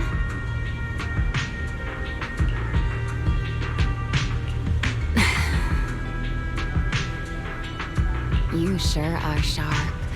But careful there, Detective Wise. Or someone may just turn you into a static background asset with all RGB values set to 255. You two, let us cut the chatter. Since this part is still here, it stands to reason that the nearby spatial structure has not changed too drastically. Let us check the high ground nearby first. Perhaps we will find other clues. Okay, but before that, let's put this part of the key into the device.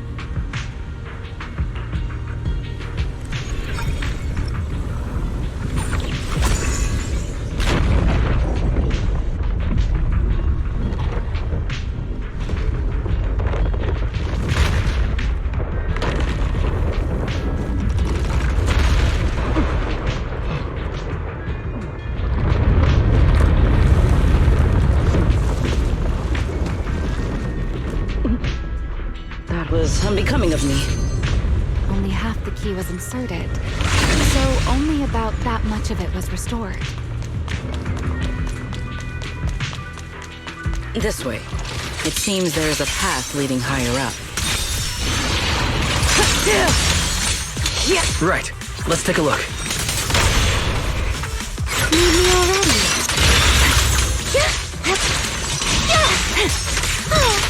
Spin. My spear stands with all my strength. In one strike! Final strike! Frost and lightning! Consider your survival. Wield the blade with me! Strike down!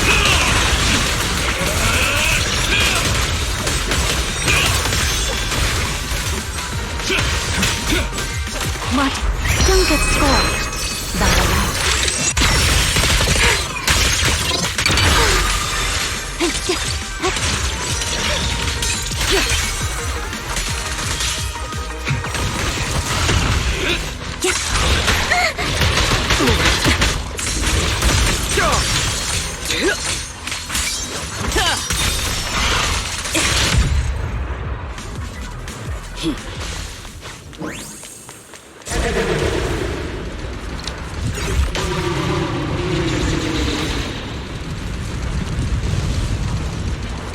What was that sound? Enemies? That's Sunbringer. My spear stands ready. Let's take a look around here. I see it. The other half. I should be able to unlock this path if I hack the robot.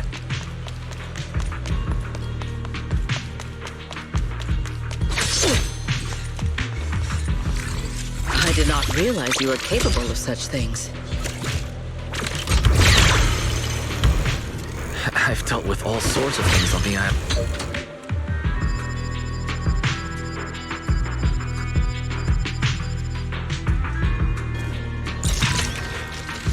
Problem solved. Let's keep moving. Seems we'll need to find another way around.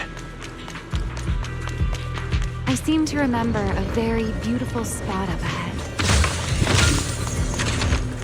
You can see the entire Meridian Hall from up this high. Look. An ambush! Hyrois!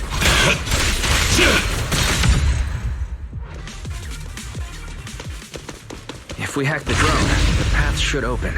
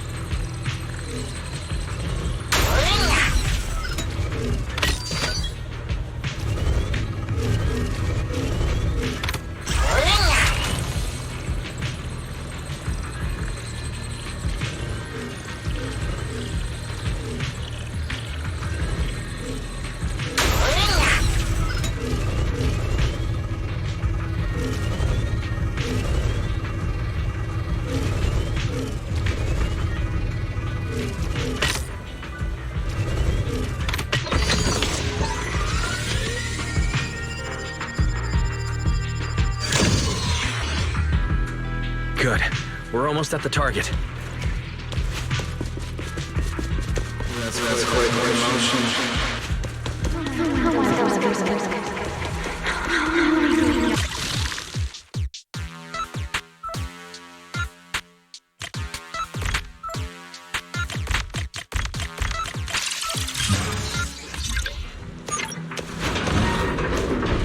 The ethereals in this area are gathering again. My blade's unbent! Is it just me? Or do the ethereals seem interested in the Meridian Hall key too?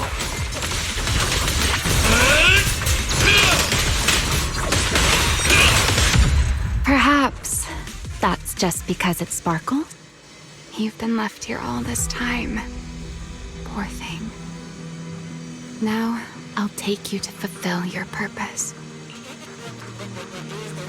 The Rosetta data. I know. A moment like this does call for celebration. Just... Ramiel, that voice. Is that... Yes. That's Belly. All right, we have the key. Let's head back. Goodbye, my old friends. Today's success was the first step that we have taken back the world. Celebrate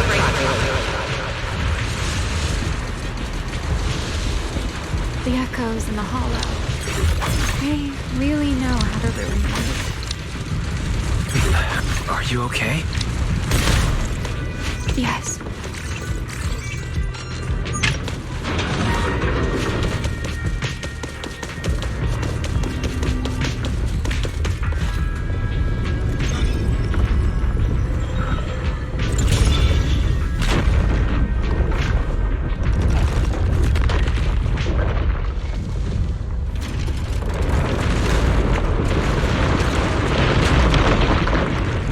It worked. The Meridian Hall has been fully restored.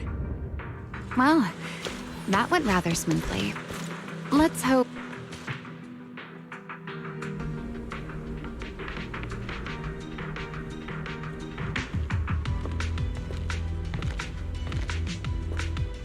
The space here is still shifting. The entire building should have returned to its original state. Should it not? Yeah, perhaps there's a delay. The device is over 100 years old after all. A little instability is to be expected, I suppose. Tack, it seems the environmental changes won't affect our exploration much. Let us keep moving forward. Why are there ethereals here as well? If you aren't paying rent, I'm afraid I must ask you to move out. The space was hidden. No wonder so many ethereals gathered here.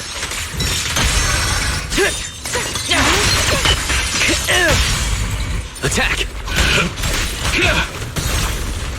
Off you go.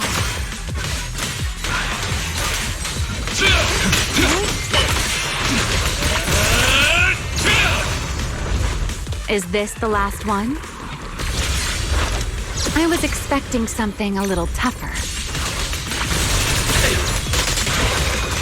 Watch me closely. All my strength in one strike!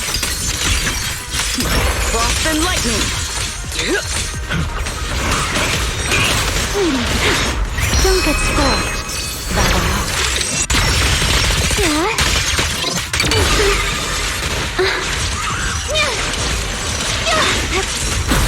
Yes! Nice move. Tactical.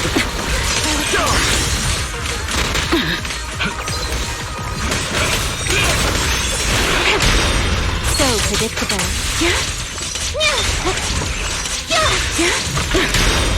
A direct strike.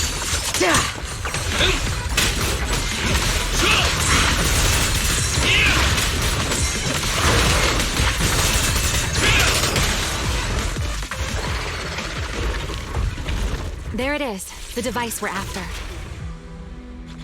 Let's go, Wise. What comes next, only you can do. So this is the prototype they used to verify Rosetta data. The equipment was not damaged in that fight, was it? It looks intact on the outside. It's a prototype, but the modules aren't that different from modern systems. I think it should be fine. This is it. Prototype, boot up!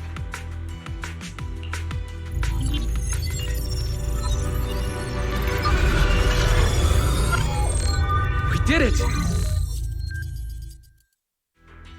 Seeing these screens light up again after all this time feels strange. Well, can you work with it? Anything unclear? No issues so far. If anything, it's been suspiciously smooth. This system feels remarkably similar to the HDD. Next, I'll connect to Prophet Boo. He'll act as a relay node and mask our Rosetta data request as normal traffic. To minimize exposure, we'll only pull essential data from the CCD and handle the rest locally. I only managed to install the essential modules on Prophet Boo, and with most of the bandwidth reserved for Rosetta data transmission, the connection may be a little rough.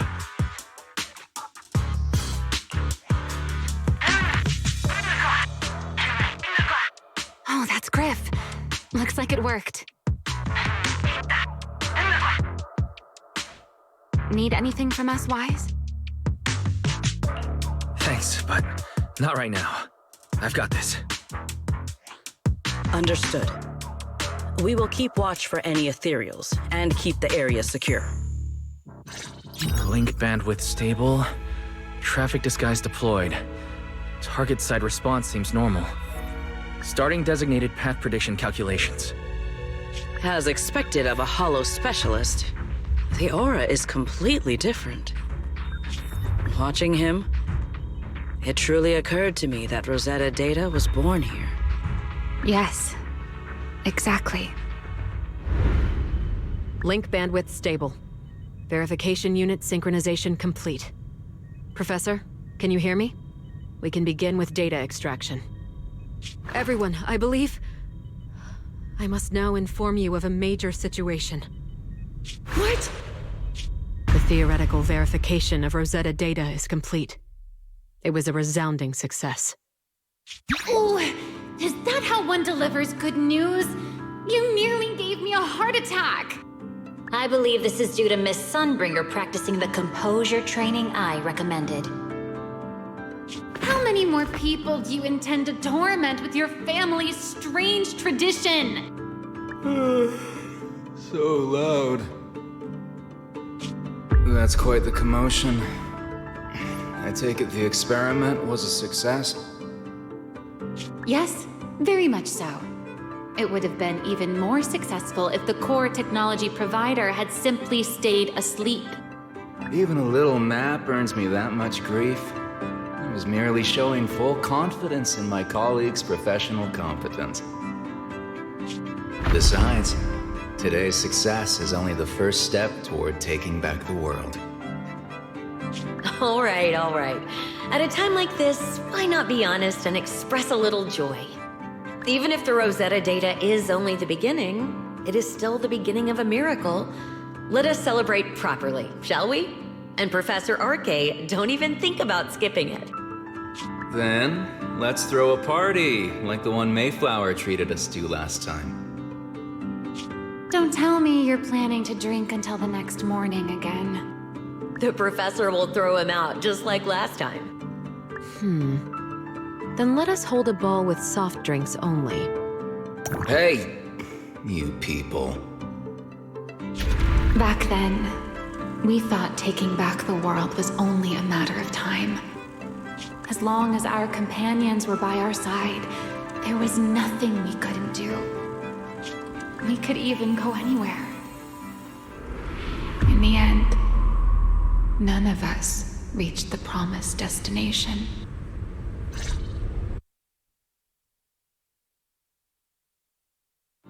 Finally. That should take care of it. Mr. Wise, how did it go? Everything went smoothly. Now all that's left is to use this data to...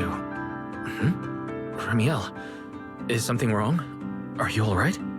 No, I'm all right. I simply, wanted a little more time to look around. This place brings back memories of some old friends. Are you sure you're okay, Ramiel? I'm perfectly fine, really. Now that the calculations are done, let's head back. If we stay much longer, we'll miss tonight's banquet.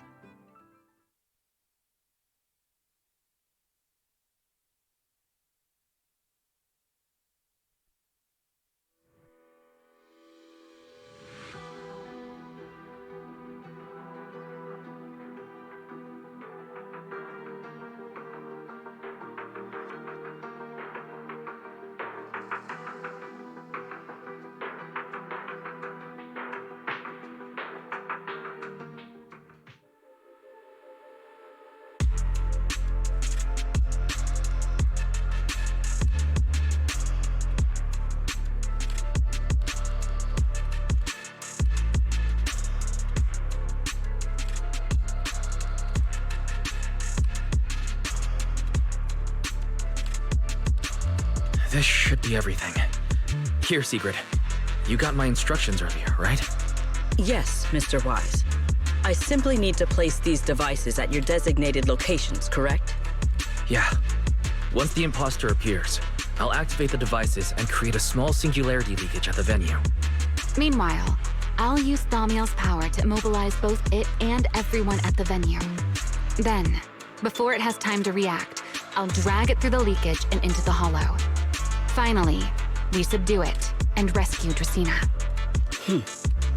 Very well. Understood. I will do everything in my power to help you enter the venue unnoticed. However, if the worst-case scenario occurs, if, in the end, our conclusions are proven wrong, and this was all fabricated by Mr. Wise, then the banquet will become the place where you arrest both the fugitive who attempted to assassinate Aldrada and the fugitive who attempted to assassinate Dracaena. I imagine Wise would have no objections to that, would you? No, I promise. Then, may none of us betray the trust we have placed in each other. There is a balcony outside the banquet hall. The door to that balcony will be locked today, so you two can stay there until the banquet begins. When the music begins, that signals the start of the banquet. The guests will share the first dance. Once that happens, you can head directly above the hall and prepare to act. Got it.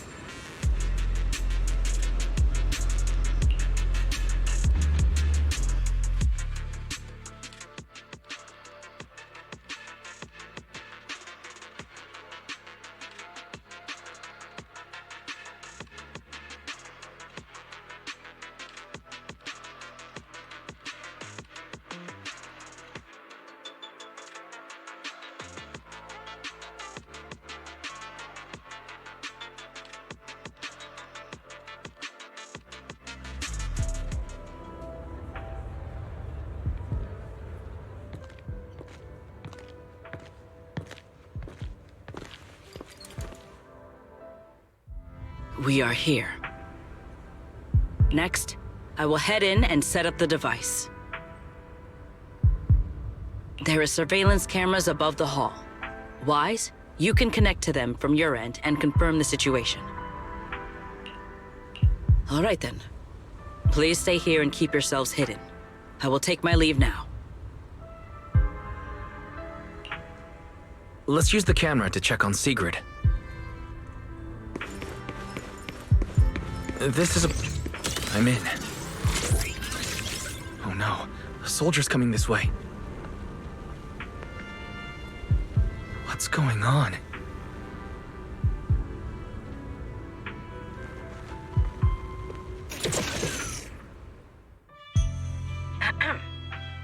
Can you two hear me fine?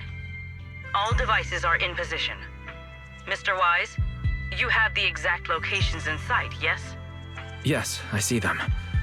But what happened just now? Ah, you mean the soldier who came to speak to me. He asked me what was inside, and I said, this was specially prepared for Lady Dracaena. He then said, oh, I see.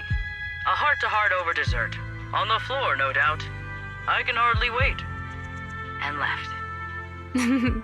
Can't believe I've grown used to the strange things that happen around her. The welcome banquet is about to begin, so I must take my leave now. I wish you two luck. Honored guests who have traveled all this way from the surface of New Eridu, welcome to Rose Califer. Oh, it's starting. Come on. We should make our way up, too. All right. I'll take the side fire escape.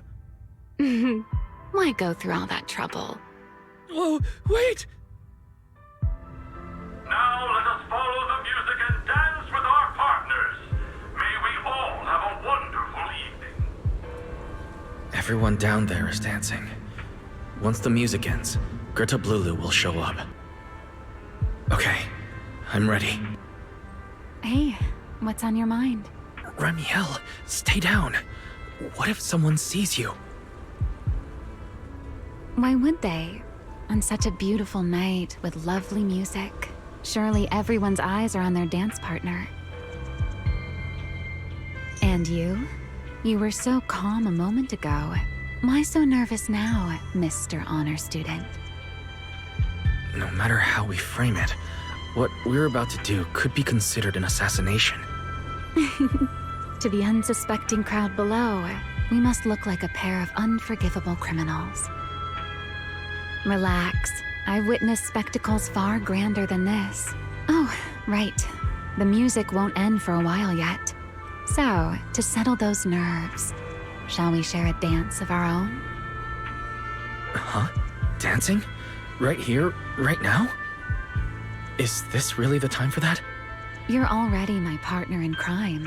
It's a little late to worry about propriety. For the record, I've never really danced before. If I step on your foot, please don't blame me.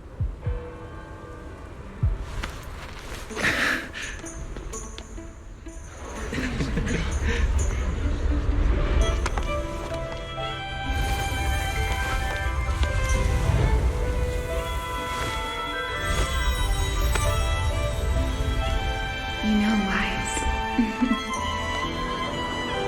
I've actually been keeping something from you. And you're definitely gonna be mad once you know the truth. But what can you do when your partner turns out to be a liar? Lady Dracaena is here! Everyone stay right where you are. It's time for her speech. After you, Lady Dracaena.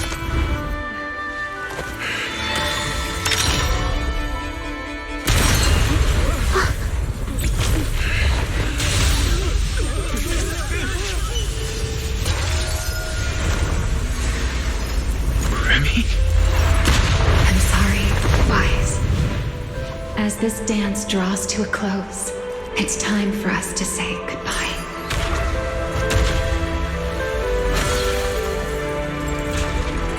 Wise, you almost made me forget that I no longer belong to this era.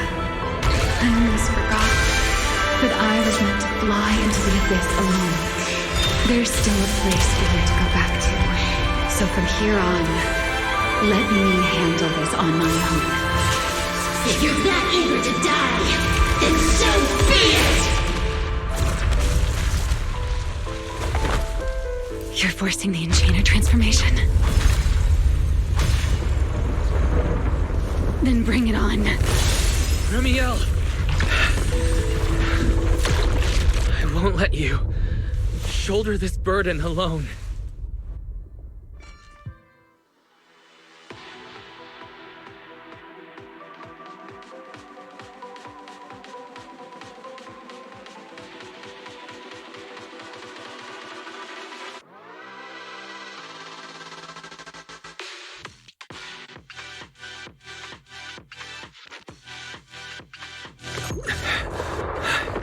Remiel, if you ever freeze me with those feathers again, I'm plucking you like a chicken.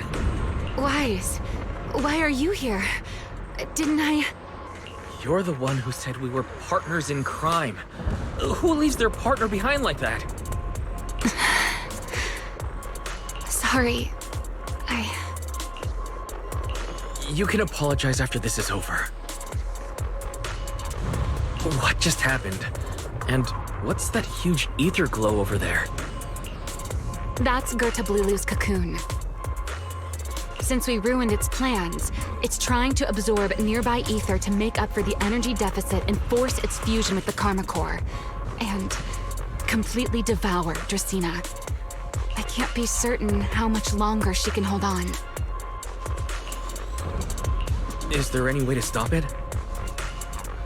Do you see those new ether growths nearby? Gertablulu created them. They're basically doing the equivalent of a blood transfusion, gathering ether from the air and feeding it into the rapidly growing cocoon. In other words, if we cut off those growths, we can stop the cocoon from growing any further. Are there any main arteries among those blood vessels? Sharp as ever. Good. I found 2 in total. Sever them both, and the energy supply across this entire area will fail. Then we can destroy the cocoon. Now that player 2 has joined the game, Let's get ready to clear the stage at double speed.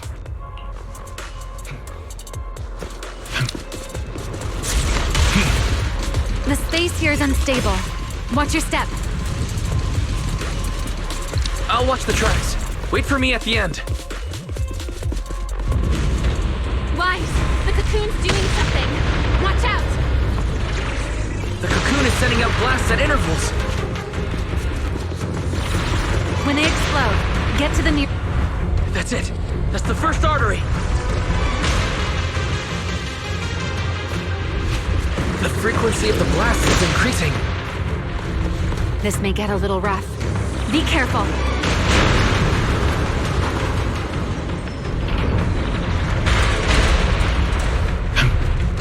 Its activity level is still climbing. Don't panic. Whatever happens, stay clear of the blast. Understood. The target growth is just ahead.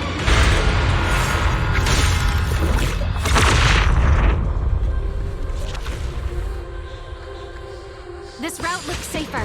Go this way. Ramiel, how's the cocoon looking? Seems to be even more active than before. What a nuisance. Blasts have grown stronger again. Wise, take the tracks to the next target.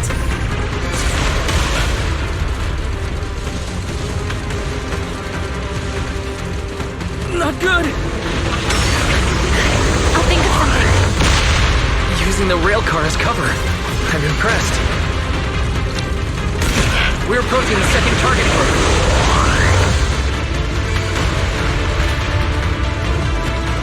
Destroy...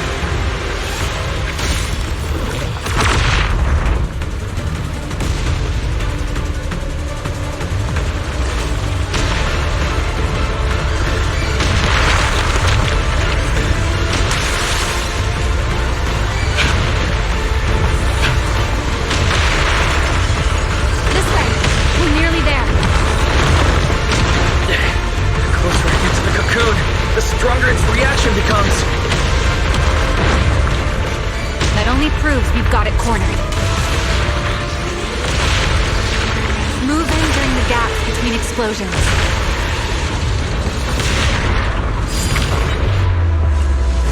Wise, ready to... Now!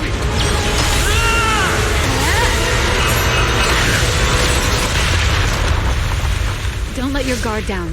It's not over.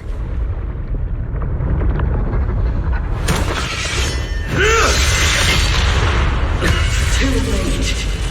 Evolution complete.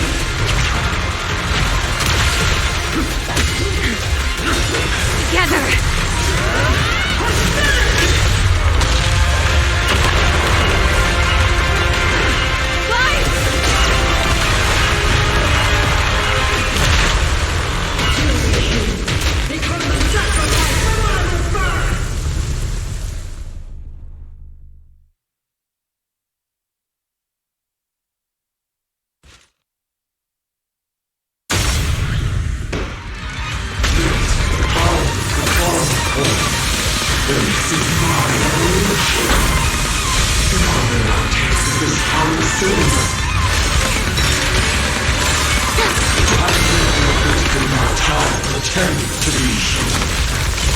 I had no idea ethereals could be so talkative. Then let those be your final words in this world.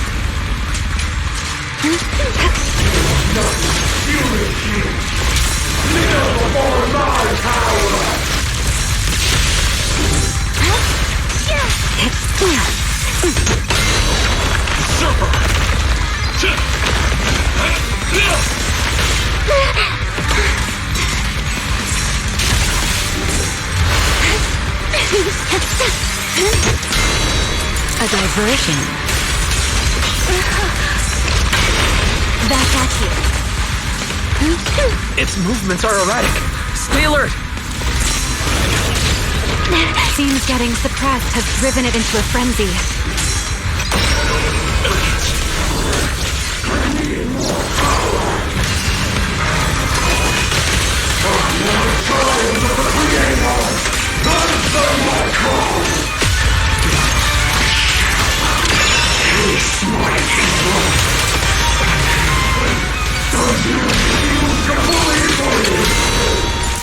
It devoured half of itself just to keep fighting.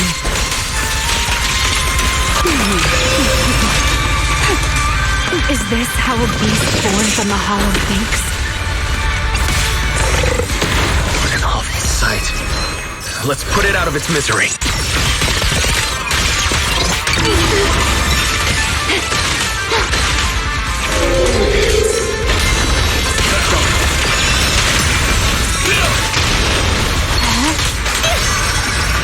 Insolent guests shall be disciplined. Engage! Try not to move.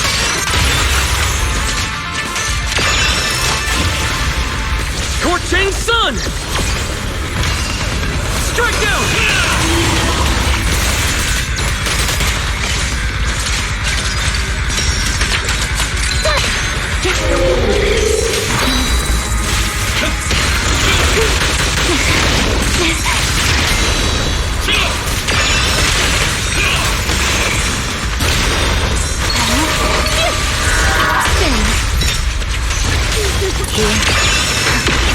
Wield the blade with me! Total annihilation!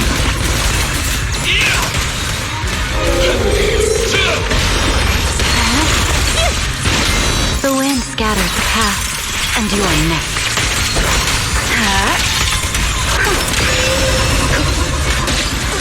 Don't get scorched by the light.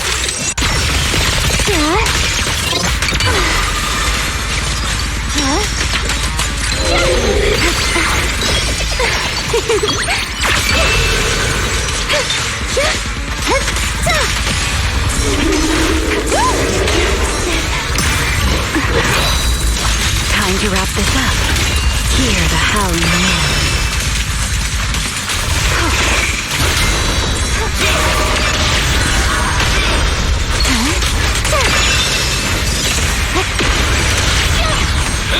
Everlasting flames! Fired up!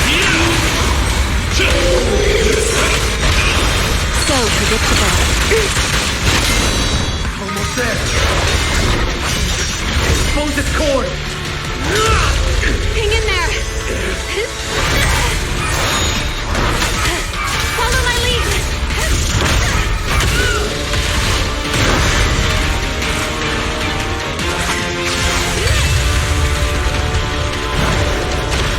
Getting away. We have to catch it. Wise, you should take a breather. Now then, it's finally time to get serious! I'm counting on you, Remy!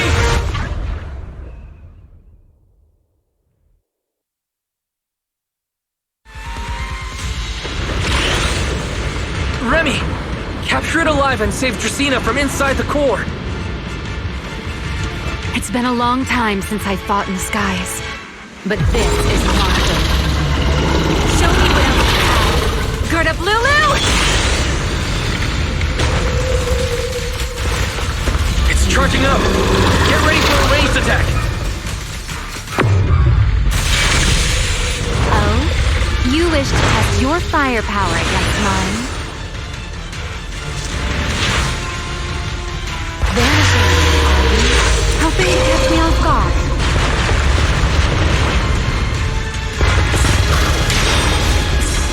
Always attacking from behind. Can't you face me head on? Unfortunately for you, I don't lead. Bringing down the pillars to block my path again. Out of my way. An attack this weak. Won't be long now. Its core is nearly exposed! Good. Time to end this. After 100 years of sleep, my body has grown rather sluggish. Forget it. Someone like you is hardly worth the effort.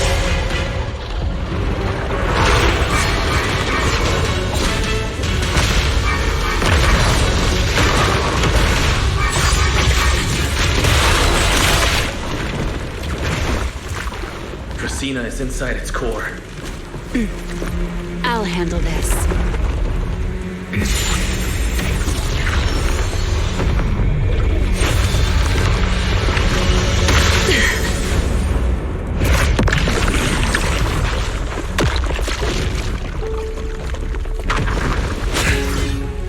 She's still alive, but fading quickly. I'll stabilize her ether activity.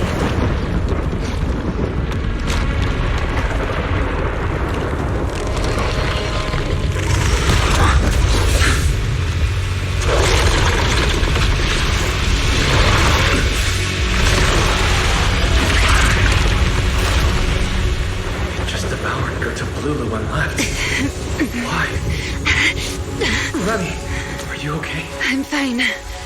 Forget chasing that big one. Saving Dracaena is what matters now. We still need to see this little act through to the end, don't we? Suspect's location confirmed. All units, combat readiness level 1. S-rank wanted criminal Remiel Dan. You would do well not to resist in vain. Linvern? Why is she here? Isn't she supposed to be in Virium? I don't understand the situation yet, but I need to explain this to her. You there, unfamiliar face. I do not know your identity, but if you have nothing to do with this, do not act rashly.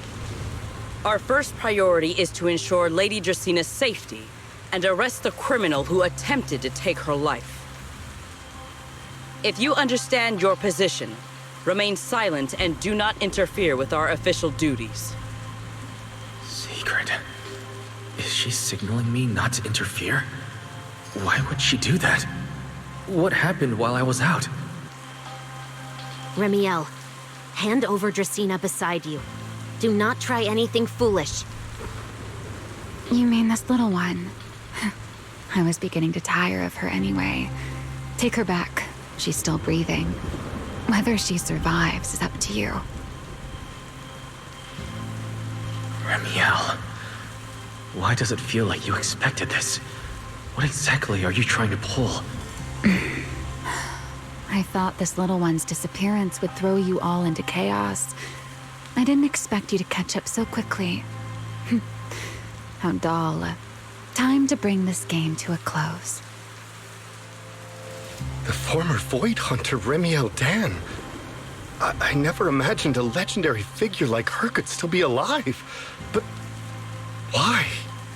Why would she be the one to attempt to assassinate Lady Sunbring? If Lady Linvern had not rushed back from Virium in time, who knows what would have... Lady Linvern went out of her way to bring us here, so that we might witness the legendary Void Hunter's arrest alongside the soldiers. Quite a sight. However, as a TOPS member, I am far more concerned with the truth behind another assault. Mr. Owen, I know what you mean, but I believe the answer lies with the very same person. Answer me, Remiel. Was it you who abducted Dracaena at the welcome banquet and left her gravely injured? Naturally. Were you also the one who infiltrated the computing center and attempted to murder Truvia, High Ambitions Corp's lead researcher? Yes, that was me. What? You... why? Oh, wait. That's not what happened. The one who hurt Truvia was... Right. Without seeing it firsthand, no one would believe Lady Dracaena was nearly devoured and assimilated by Blulu. Remiel, don't tell me this was all for... I did not expect you to admit it so readily. You understand what your actions mean, do you not?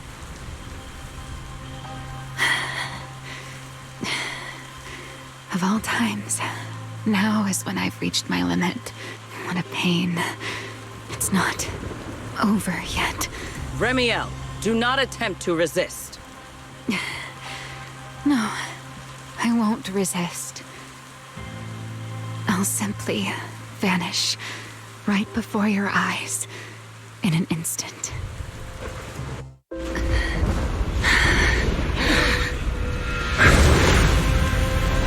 Sorry. I'm done being a spectator. This performance of yours, you wouldn't mind one more joining in, would you? You want to share the stage with someone like me? Let's finish this act together. What are you trying to do? Rescuing my partner in crime. Until we meet again. Lady Linford, send someone after them quickly!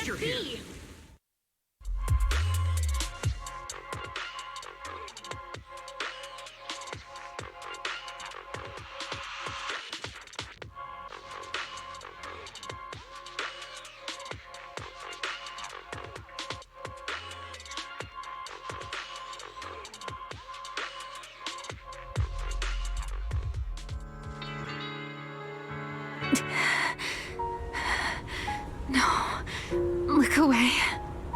It's okay now. Remiel. Please don't. Don't look at me. Okay, I promise. I won't look. Thank you. So, why didn't you tell me sooner? About your plan with Sigrid and Lady Linvern? Because you and I are different. You still have somewhere to return to, but I do not. The era I knew, the people I loved, those memories, they're all long gone. So, I can't drag you into this.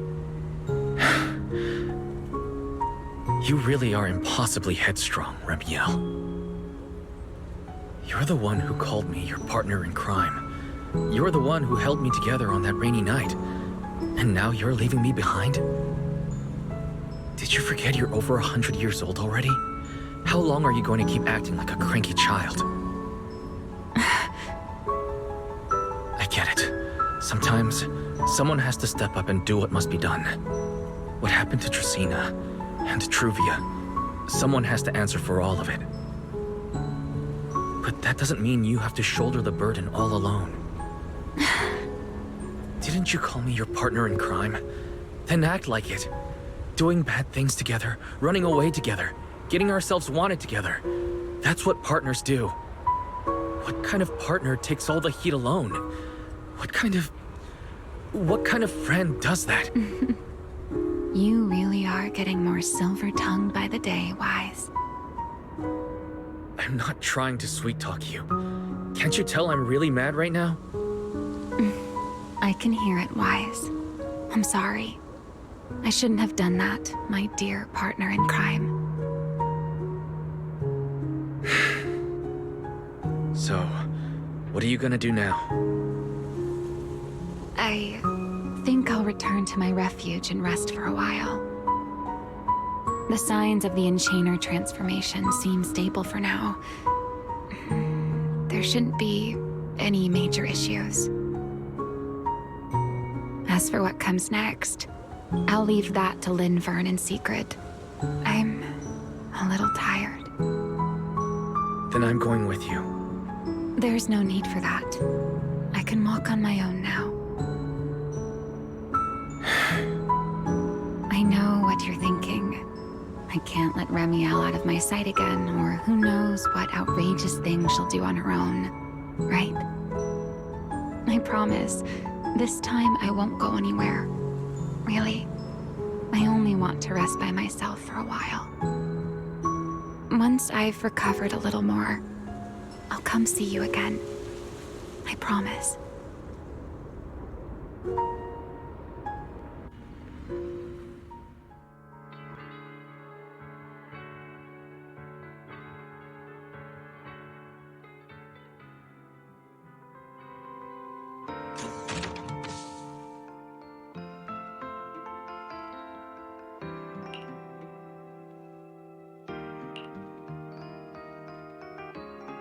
Oh, Wise, over here!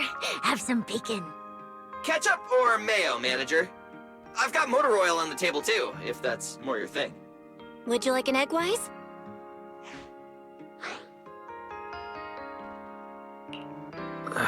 Is it just me, or are you guys being overly friendly today? How can you say that? It's only been a day, and you're already skin and bones. Manager, breakfast is a sacred tradition at Amber Hall, and everyone's gotta have their fill. Besides, when Valina and Norma stopped by last night, they were just as... Seriously, that was way too close. I was so worried. Whew, thank goodness everything worked out. Yeah, thankfully. You're still worried about Truvia, aren't you? I think she's still in intensive care. Come in. Please excuse the intrusion. Hey everyone. Sorry for dropping by unannounced. Whoa, Lady Sunbringer! Oh please, Lindvern is fine. I can never get used to being lady this and lady that. Do I really look that old? Whoa, now that's a breakfast spread I'll have to try myself sometime. But first, let's get down to business. Forgive the early visit, but we bring good news. Miss Truvia has been stabilized. She is still unconscious, but no longer in critical condition. Really? That's a relief. I'm glad to hear that. And allow me to formally thank you on behalf of Rose Califer. It's because of your efforts that we get to have peaceful mornings like this one. I can't take all the credit. I only did what I had to. And I owe all of you, too. Sorry for not thinking about what would happen after everything. Wise, I owe you an apology. Ramiel and I kept our plan from you, but it was not because we doubted you. Rather... I know. You were just worried about me and didn't want anything bad to happen. But there's something I need to ask. Now that Ramiel's cooperating with you, what's going to happen to her? Actually, we'll be taking her to Virium soon. Oh, relax. Not as a criminal, but as a friend who needs our protection. As for her ongoing Enchainer transformation, we can treat it with Porceloy. In return, she'll help us stabilize Dracina's condition with her unique ability. How is Lady Dracina doing now? Why does this all sound so serious? Her condition isn't great, but Flint Workshop is keeping things under control, for now. Oh, right. Ramiel knew we were coming, so she asked me to pass along a message. She's already waiting for you at the usual spot. Really? Then I'll go meet her right now. Hey Weiss, aren't you going to see Ramiel? Why are you going upstairs? Cecilia, curiosity isn't always a virtue, you know.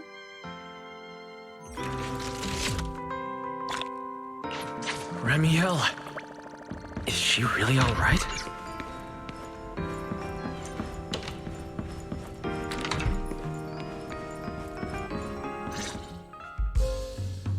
Rawr. Good morning. Rawr.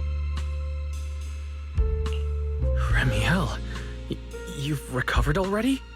Oh? Were you hoping I'd act a little more in distress so you'd have a chance to take care of me? I could play along with that. Shall we start over then? It's fine. There's no point when I already know. So, did you come to say goodbye? I guess you can say so. Though it's only for the time being.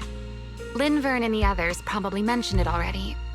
I'll be recovering in Virium, and while I'm there, I'll help stabilize Dracina's condition.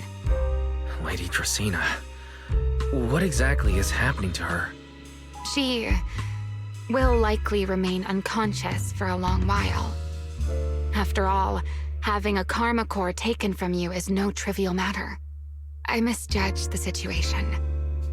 At the time, I thought the karma core was still inside her, so when Bashmu suddenly appeared, I paid it little mind.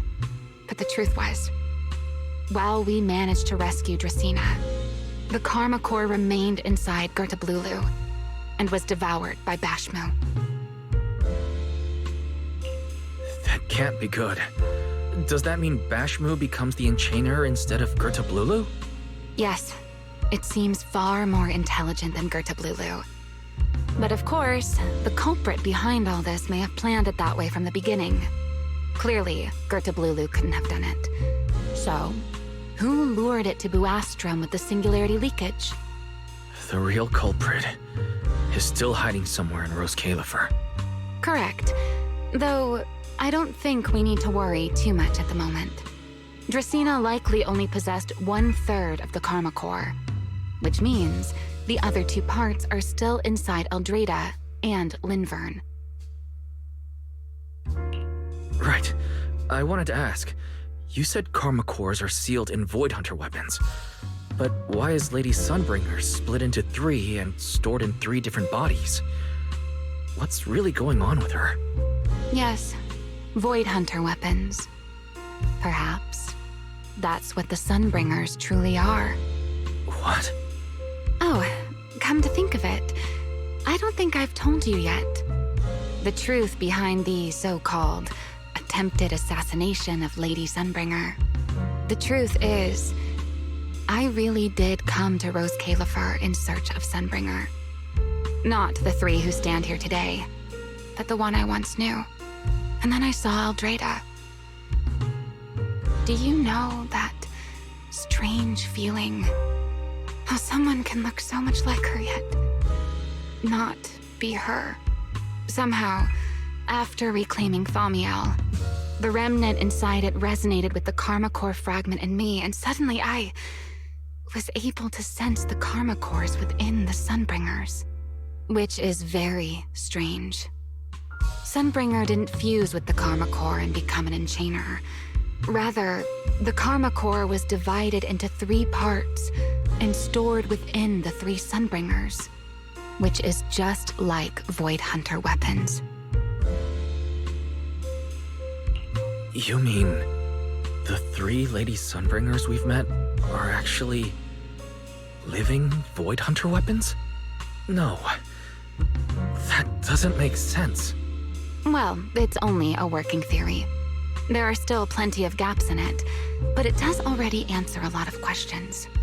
The most important question I have is, where is the Sunbringer I knew? I don't believe she would die so easily. Yet somehow, she just vanished from everyone's memories one day, and then she became the 3 Sunbringers we know.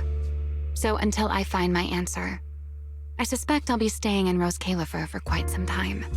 Still, some proper rest is greatly appreciated, at least for the next few days.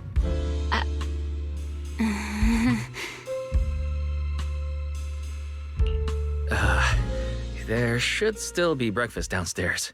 Wait here for a sec. I'll go bring some up for you.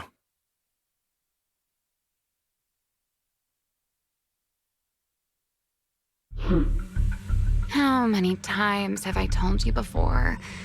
You really, really need to stop sneaking up on people like a ghost. You and that emotionless girl. Do you really have to show up every time someone's having a pleasant moment? I agreed to join this little covenant of yours, but I did not agree to being stalked all day and harassed whenever you feel like it. Ramiel, do you truly believe the Sunbringers are Void Hunter weapons? Of course not. Then why tell him something you know isn't true? What's the matter? I merely told a small lie. Hardly the first time. Why? Are you getting nervous? Don't answer my question with another question, Ramiel. Oh, all right, fine. I'll explain. It's simple. Because sooner or later, he's going to uncover the truth behind the Sunbringers, whether I tell him or not. But now is not the time to reveal the answer yet. For his sake, for the 3 Sunbringers, and for Rose Califer. So you don't think the 3 of them know who they truly are, either? Perhaps. I can't say for certain myself. But you know the truth, and so do I. There's only ever been one question of real importance to us. The Sunbringer I once knew, and the Sunbringer you've been searching for. Where is she?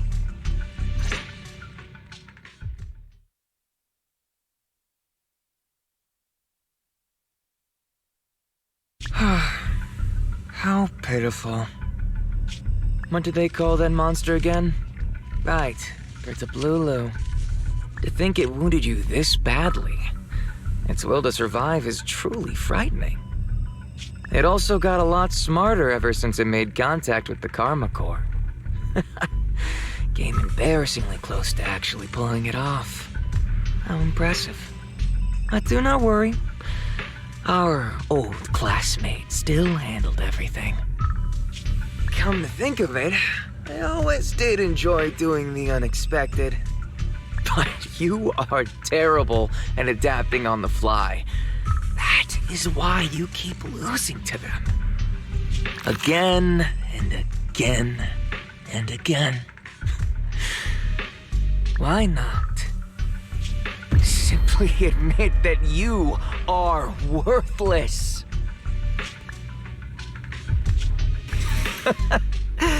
Just kidding. You would never accept this outcome, would you? That's enough for an infirmary visit. I have something I must do. And I look forward to your performance in the next act.